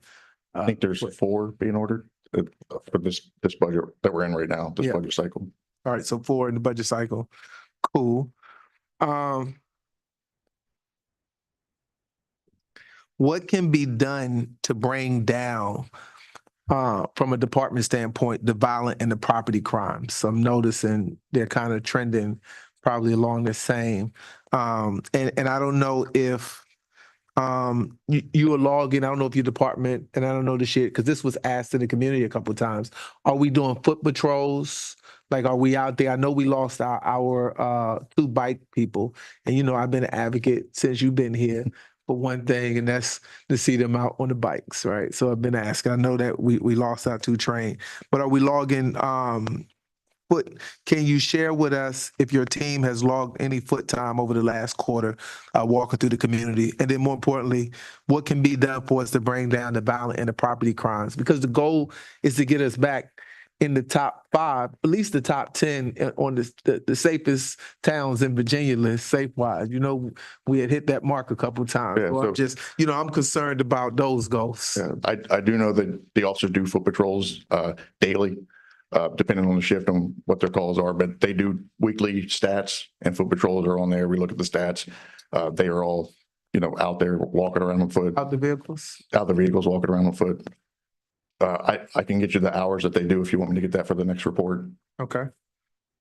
As far as bringing stuff down, that's, it just fluctuates. We're down on vehicle thefts, which is great because when you look at Prince William and every surrounding jurisdiction around us, vehicle thefts are through the roof.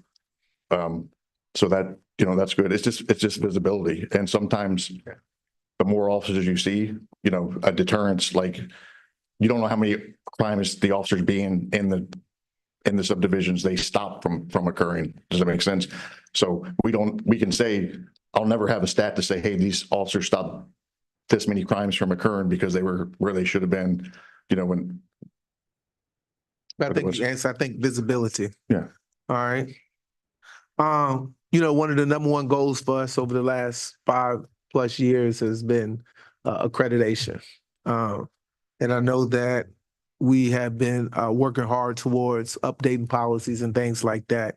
One thing that you put in this accreditation update that I don't think this is the first time we're really hearing is that you think that the project will be done if we have a full-time person working this? No, I'm just saying that it gets done faster when there's people. Okay. The more people you have working on something, the faster it gets done. It's just like building a house. If I can delegate 8 people from the office to go work on accreditations, it would be done sooner than a part-time consultant and when we have officers available to work on it. So what do you think is an ideal timeline for us so that I think for me that my expectations have been set. I've been hoping for this for about 6 years, and I want to know for this process. It seems like I feel like a football game, and the football I haven't even crossed over the 50-yard line. I'm still.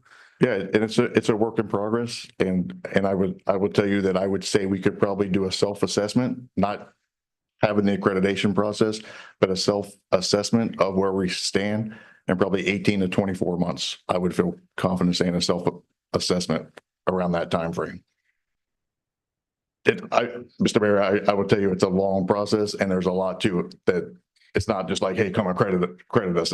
There's a lot there's things that how we wrote reports for the last 7 years that you have to change that and have these things in reports. So it's a very long process. And every 4 years you get accredited, you have to go for a reaccreditation. Mm-hmm. And as soon as they're done with the accreditation, they work for 4 years to get reaccredited. And that's easier than doing what we're doing. Contractual service outside of the consultant for the accreditation. What else with the do we contract with law firms or anything like? What other contracts do we have in the police I think department? the other Lexipol, I think, and Power DMS I don't think there's any other contracts. Okay. And then lastly, well, two things. One, your calls for service. I was looking at the types of calls for service you have. Do you feel like there are any of your calls for services that require a specialist and not a police officer to go to? Right? And so you look at some of the calls for services where somebody's having a mental breakdown or something like that. Do all of your calls, and the reason I ask this, there's a documentary coming out that the mayor of Baltimore is putting out. It's happening on Monday, November 25th on PBS. So this Monday coming up, it's a PBS documentary coming out called Body Politico. The city of Baltimore just went, and this is a documentary that followed him over his first 2 or 3 years. Now they're down about 1,000 officers, but in the same period, he was able to bring violent crimes and murders down by 28% over 18-month period with his officers. And what he did was, first thing he did was he redirected that. I mean, he could do this because he's a city. We can't do this as a town, but he redirected all his 911 calls to 311. I can't forgive it with the number, and they only put emergency calls through to the police department. And it reduced the time, and it sent officers to calls for services that only needed the police. So, for example, if somebody had a car stolen, he just said, "Give me the license plate number." We got tag readers and spot callers. No need to send an officer there if the shooting or something goes off. We got officers to go other districts. So he was able to look at his calls for services and begin to reroute the services and save personnel time and serve other things. And so those were things like that. And he's actually talking about coming down to this region, and we doing a director's cut of that documentary. Some of the bigger agencies, there were certain calls they stopped responding to. Yeah. And so that's what I was asking about your calls for services, looking at the types of calls. I mean, I wouldn't feel comfortable saying, don't respond to anything. And half of that is you don't know what's really happening. There are some 911 calls, and we'll get them from certain businesses or houses that it just happens. It's a malfunction that we don't respond to after we've done it about 3 times, then we stop responding. Same with business alarms and house alarms as well. But most everything else, I think we should be, I don't feel like we get a call that I say we shouldn't be responding to.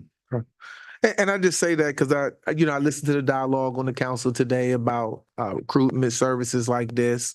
I'm reminded of a quote by Jim Rohn who say, "Don't ask for things to get easier, but just ask to get stronger." It's like when you go in the weight room, you put up 200. You don't want to go down to 150. You want to go up. You want to get stronger to lift it. So it's just reimagining and rethinking. We got to think outside the box now. A lot of people, a lot of agencies are doing a lot more with a lot less.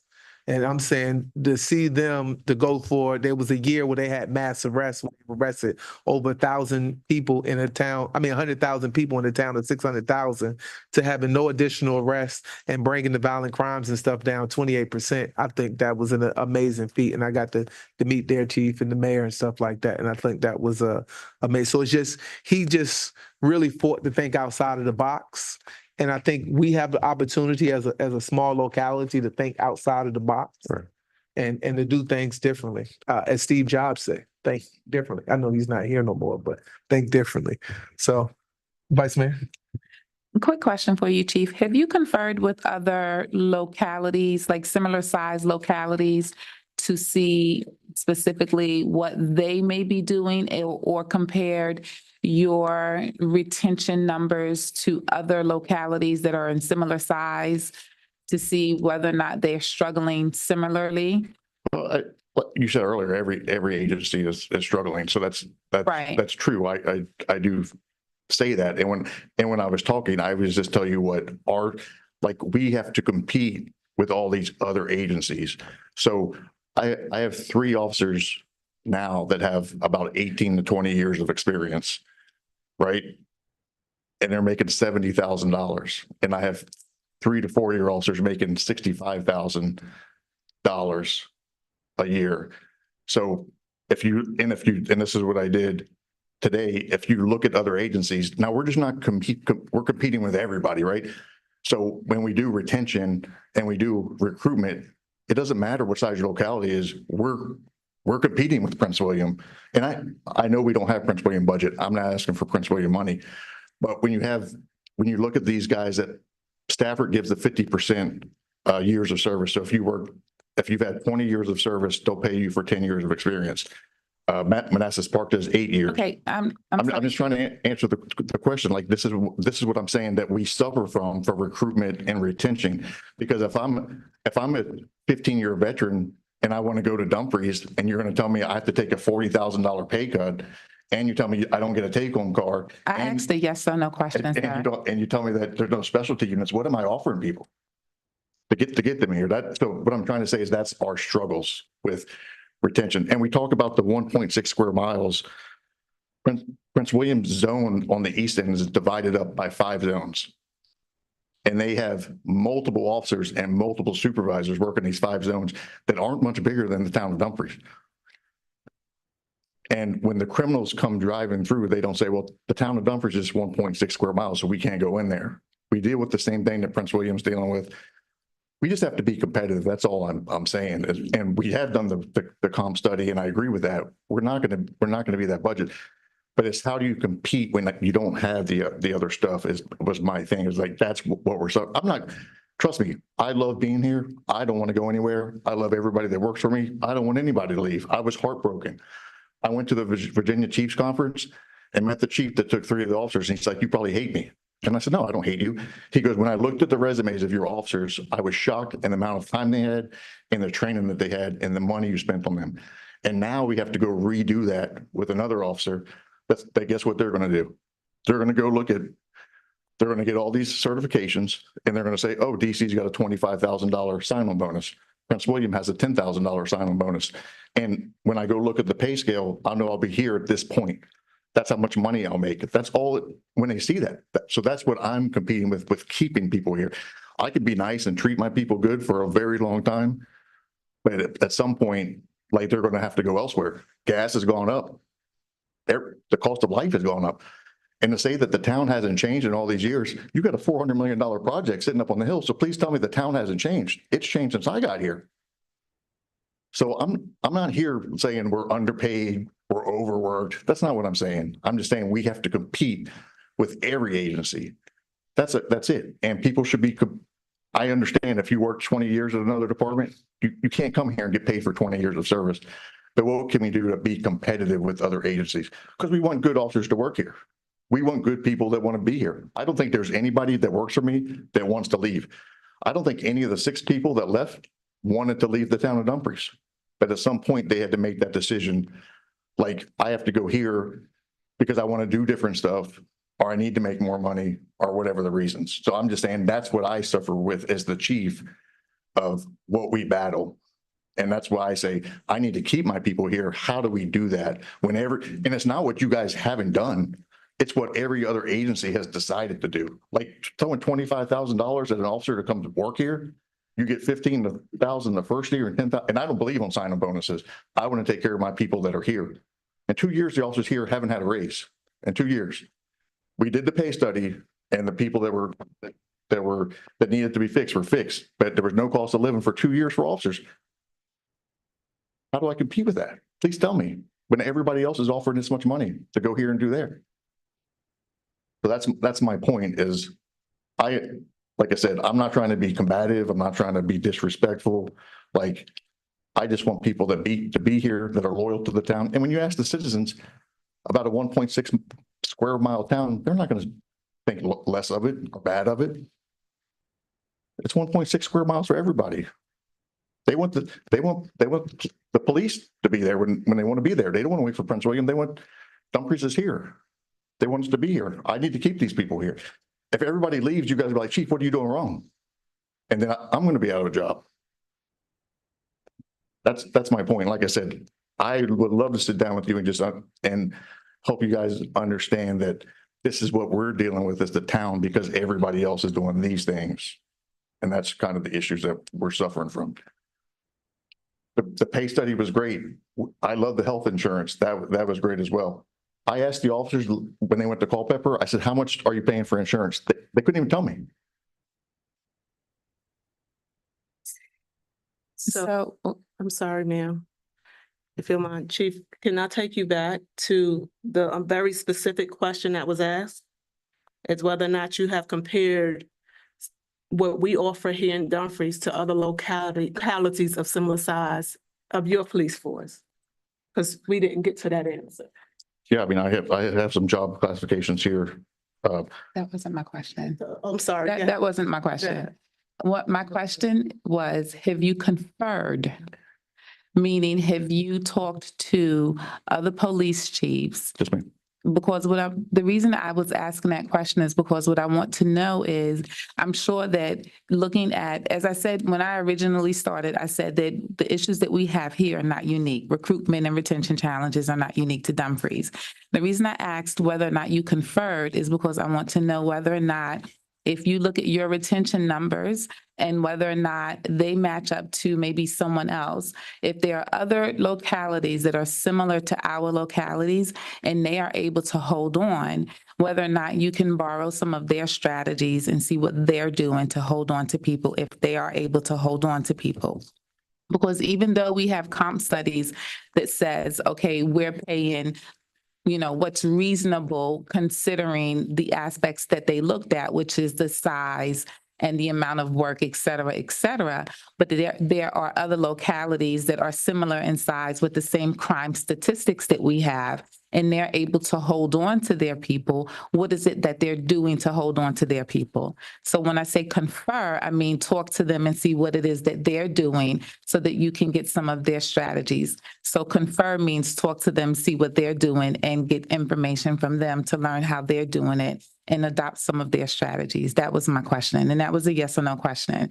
But everything that you just said, I understand. And I'm not being dismissive of your concerns. Everything that you said, I completely understand that.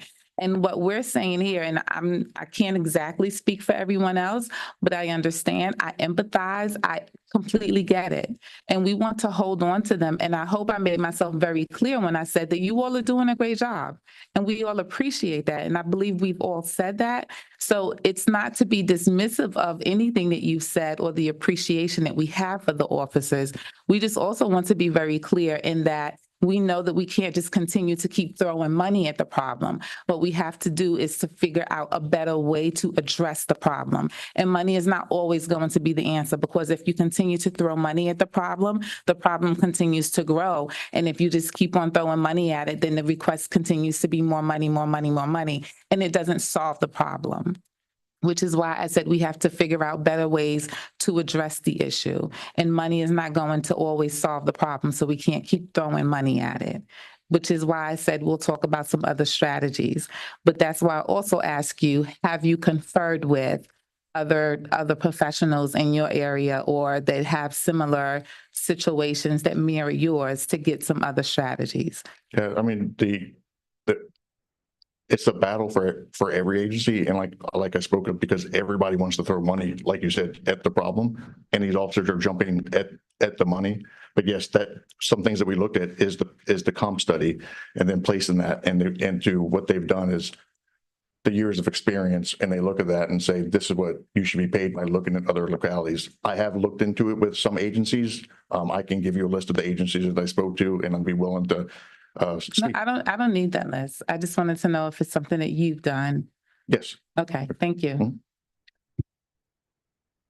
All right, we're gonna take a quick stretch break, recess.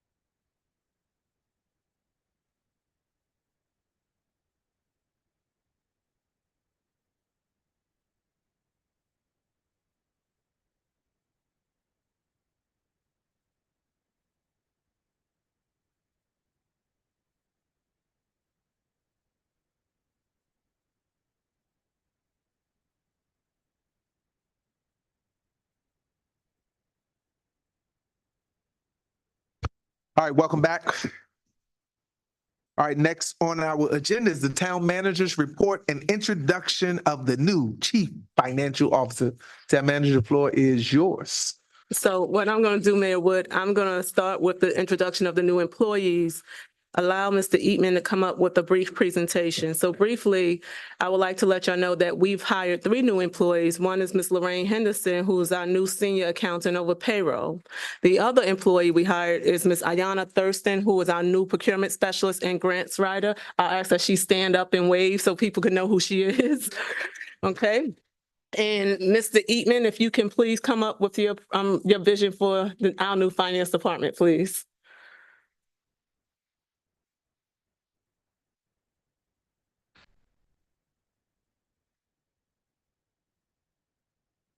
Oh, if you want to stand next to him, you can stand next to him, Ayana. There we go. Ready? All right. I still can't see it. Good evening, Mayor, Vice Mayor, and Town Council. My name is Curtis Eatman. I'm the new Chief Financial Officer for the town, and this is I'm Ayana Thurston. I'm the new procurement specialist and grants writer. Thank you. Well, thank you for the opportunity to address you tonight. I want to thank you to the town manager for allowing me to be a part of this wonderful team. Over the past week, I've had enjoyed getting to know the team and acclimating myself to the town of Dumfries. While it's only been, it's only been a short time, I'm excited about our next chapter together, and I will begin sharing some information about tonight. Tonight, I want to make a brief presentation outlining the vision and mission statement for the finance department. I want to talk about the department's approach to grants and a plan for pursuing a bond rating for this wonderful town. The department's vision is to provide excellent financial and administrative stewardship of taxpayers' funds, to display full transparency and accounting of all funds to the public, and to assist the town department in accomplishing their mission and goals. Other town departments. Our mission is to manage the town's financial resources responsibly, ensuring the provisions of quality of services to the community and to the community at large. Accomplishing this vision has been something that has been really great. The finance department will continue to provide monthly, quarterly, and cash flow financial reports to this body to make sure that everyone is fully aware of where the dollars are being appropriated and how they've been spent. We work diligently and collaboratively with the town's financial advisor and external auditor, both of who I've met. And we will continue to develop annual budgets that are transparent and open to all residents. As you've met, the new procurement and grants, and those are very important things, and making sure that we accomplish them. The first thing that we want to do is make sure we onboard our new procurement and grants coordinator appropriately, making sure she has all of these things that she needs. We will build the databases of federal and state grant opportunities. We will prioritize grants and align with the town's strategic objective by engaging in state and federal local agencies. And then we will also invest in training of our staff, both in finance, to make sure that we can appropriate these grants and apply for these grants and make sure we can maintain them as well. But the major thing is looking for a bond rating. The town is looking to obtain a bond rating that is favorable to investors and to the market. A favorable bond rating will influence interest rates paid by the town, provide a favorable bond pricing, and improve investment appetites for the purchase. This is important for a municipality looking to bring in dollars to be able to complete large projects in the future. But the next steps that we have to do in order to ensure that we get a bond rating is first and foremost, we need to produce a 2024 clean audit. And what I mean by clean audit is I mean an audit that has a surplus, that shows revenues over expenditures, that does not have any audit findings, and shows that the finance department as well as the funds are being appropriated correctly. The second thing that we need to do is to show a fund balance that equals 10% of the operating budget in our coffers, to show that we have the appropriate amount of money to protect us from any emergencies or anything that happens, that the town will not be in any fiscal challenges. The third thing we have to do, and the most important thing we have to do, is to make sure that 2026, when you're producing your 2026 budget, that is a structurally sound budget. This is what rating agencies love to hear and love to see.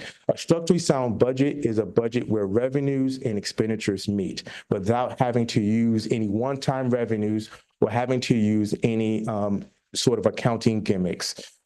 So these are the things that will ensure that we will be able to get a bond rating sometime next year and in the appropriate manner. With that, I want to end my presentation. I want to thank the Legislative Council, thank the town manager, and now I stand ready to address any of your questions.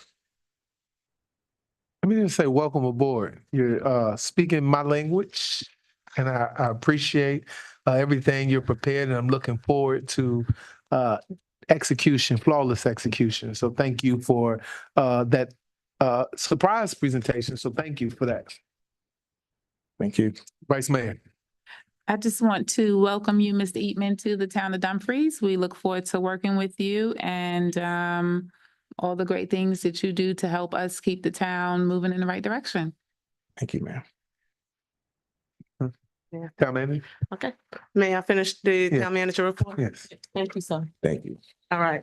So briefly, in the Planning, Economic Development, and Community Development Department, we are excited to announce the town of Dumfries has been accepted as Exploring Main Street Community. This designation marks the first of 3 tiers in Virginia Main Street program administered by the Virginia Department of Housing and Community Development. It grants us access to Virginia Main Street training events and the valuable DCHD resources, including documents, training programs, and technical assistance. Our acceptance into the EMS program and the future engagement with its resources will support our efforts to enhance and develop Dumfries Main Street in alignment with the Town Council's vision as outlined in our strategic and comprehensive plans.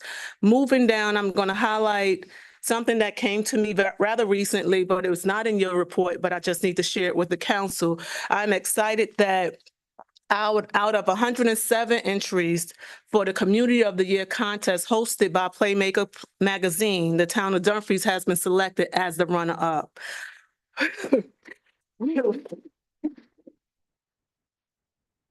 With a Greenlee, Colorado beat us out. So taking that top honor.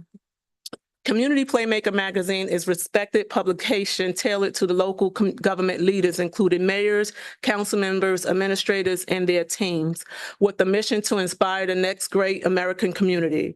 As part of this recognition, Dumfries will be featured on the magazine's website in February of 2025 and included in their weekly newsletter. We are awaiting additional details from the writer of the story, and we'll share more information as it comes available. What we did was provide a copy to you guys on the dais as to what we submitted to them for y'all to look at in the future.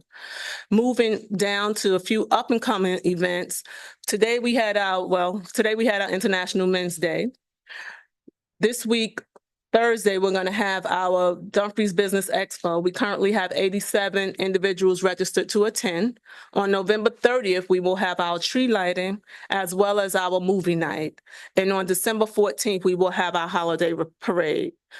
Mayor and Council, I am available for any questions that you may have as it relates to the town manager report. Let me say, I am so excited. One of my questions in my notes today was, are there any awards that we may be eligible for as a town? And so, I mean, I see this one, but I'm excited to even just check that off of my notes, and well done to the team for submitting and getting this award. And other things I wanted to ask real quick is, looking at all the information in your report, only question I have is, can we put our newsletter and blast it out inside the app? Is that possible to do the app? And if you don't know, you can check back and get it out, Okay, so that we can start getting digital copies of the newsletter out to folks. okay. And with the seniors and the youth, first, the seniors, can you keep us updated, I guess, on events that we also do with our senior citizens? Sure. Yeah, and update on the events. Yeah, so any events and like the topics that you all present to them, Okay. the seniors. And then with the youth, can you also add in your report like an update on kind of like how the interns are doing, like some of their goals, what they accomplish, and some of the things, keep us up to what's going on with them? Okay. All right, that's it. Anybody got anything else? No? All right. Thank you for a thorough report. Next on our agenda is the consent agenda. All right. Seeing no thoughts, consent agenda will be procedural.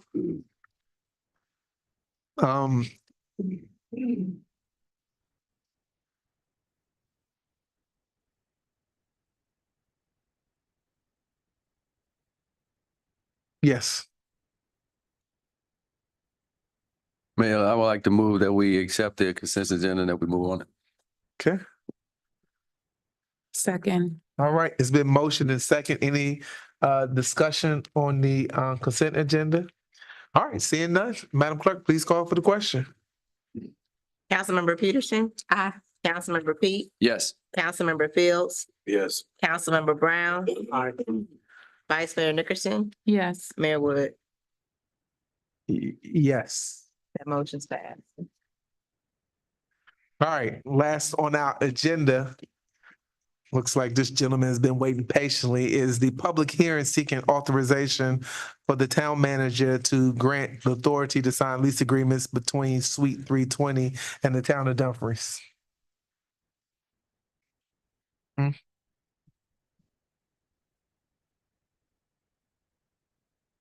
evening again. This is a resolution to authorize the town manager to enter into a lease agreement for town-owned office space located at 17739 Main Street, Suite 320. Virginia Code 15.2-1800 provides any locality may lease as lessor its real property until the governing body holds a public hearing concerning such. The term of the lease is hereby extended for an additional 5-year term commencing December 1st, 2024 and ending on November 30th, 2029. Commencing on December 1st, 2024, the tenant shall pay an annual rent of $16 per square foot base rate with a 2% annual escalation increase over the entire 5-year term. The tenant may extend the term of that lease for one additional 5-year extension period.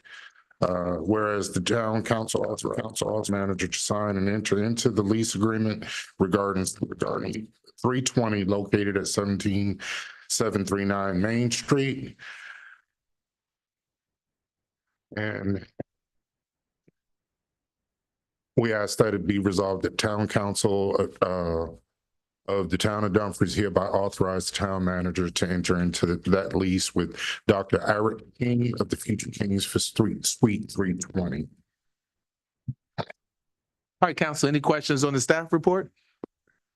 All right, seeing no questions, I will now open the public hearing. Madam Clerk, is anyone signed up to speak today? No speakers have signed up. All right, at this time, I will close the public hearing. Public hearing is closed. Okay. Any further questions or discussion? Okay, seeing none. I make a motion that we authorize a hearing to authorize the town manager to, wait, that was the public hearing. Yeah. Oh, okay. Now we need to set the contract, right? Is it a Okay. resolution? It's the resolution. Okay. I make a motion that we authorize the resolution to allow the town manager to enter into an agreement, to enter into a lease agreement of the town-owned office space located in Suite 320 here in Town Hall. I'd like to second that motion. It's been motioned and second. Any further discussion? All right, seeing none, Madam Clerk, please call for the question. Councilmember Peterson. Aye. Councilmember Pete. Yes. Councilmember Fields. Yes. Councilmember Brown. Aye. Vice Mayor Nickerson. Yes. Mayor Wood. Yes. That motion's passed. All right, that adjourns this meeting. Raw.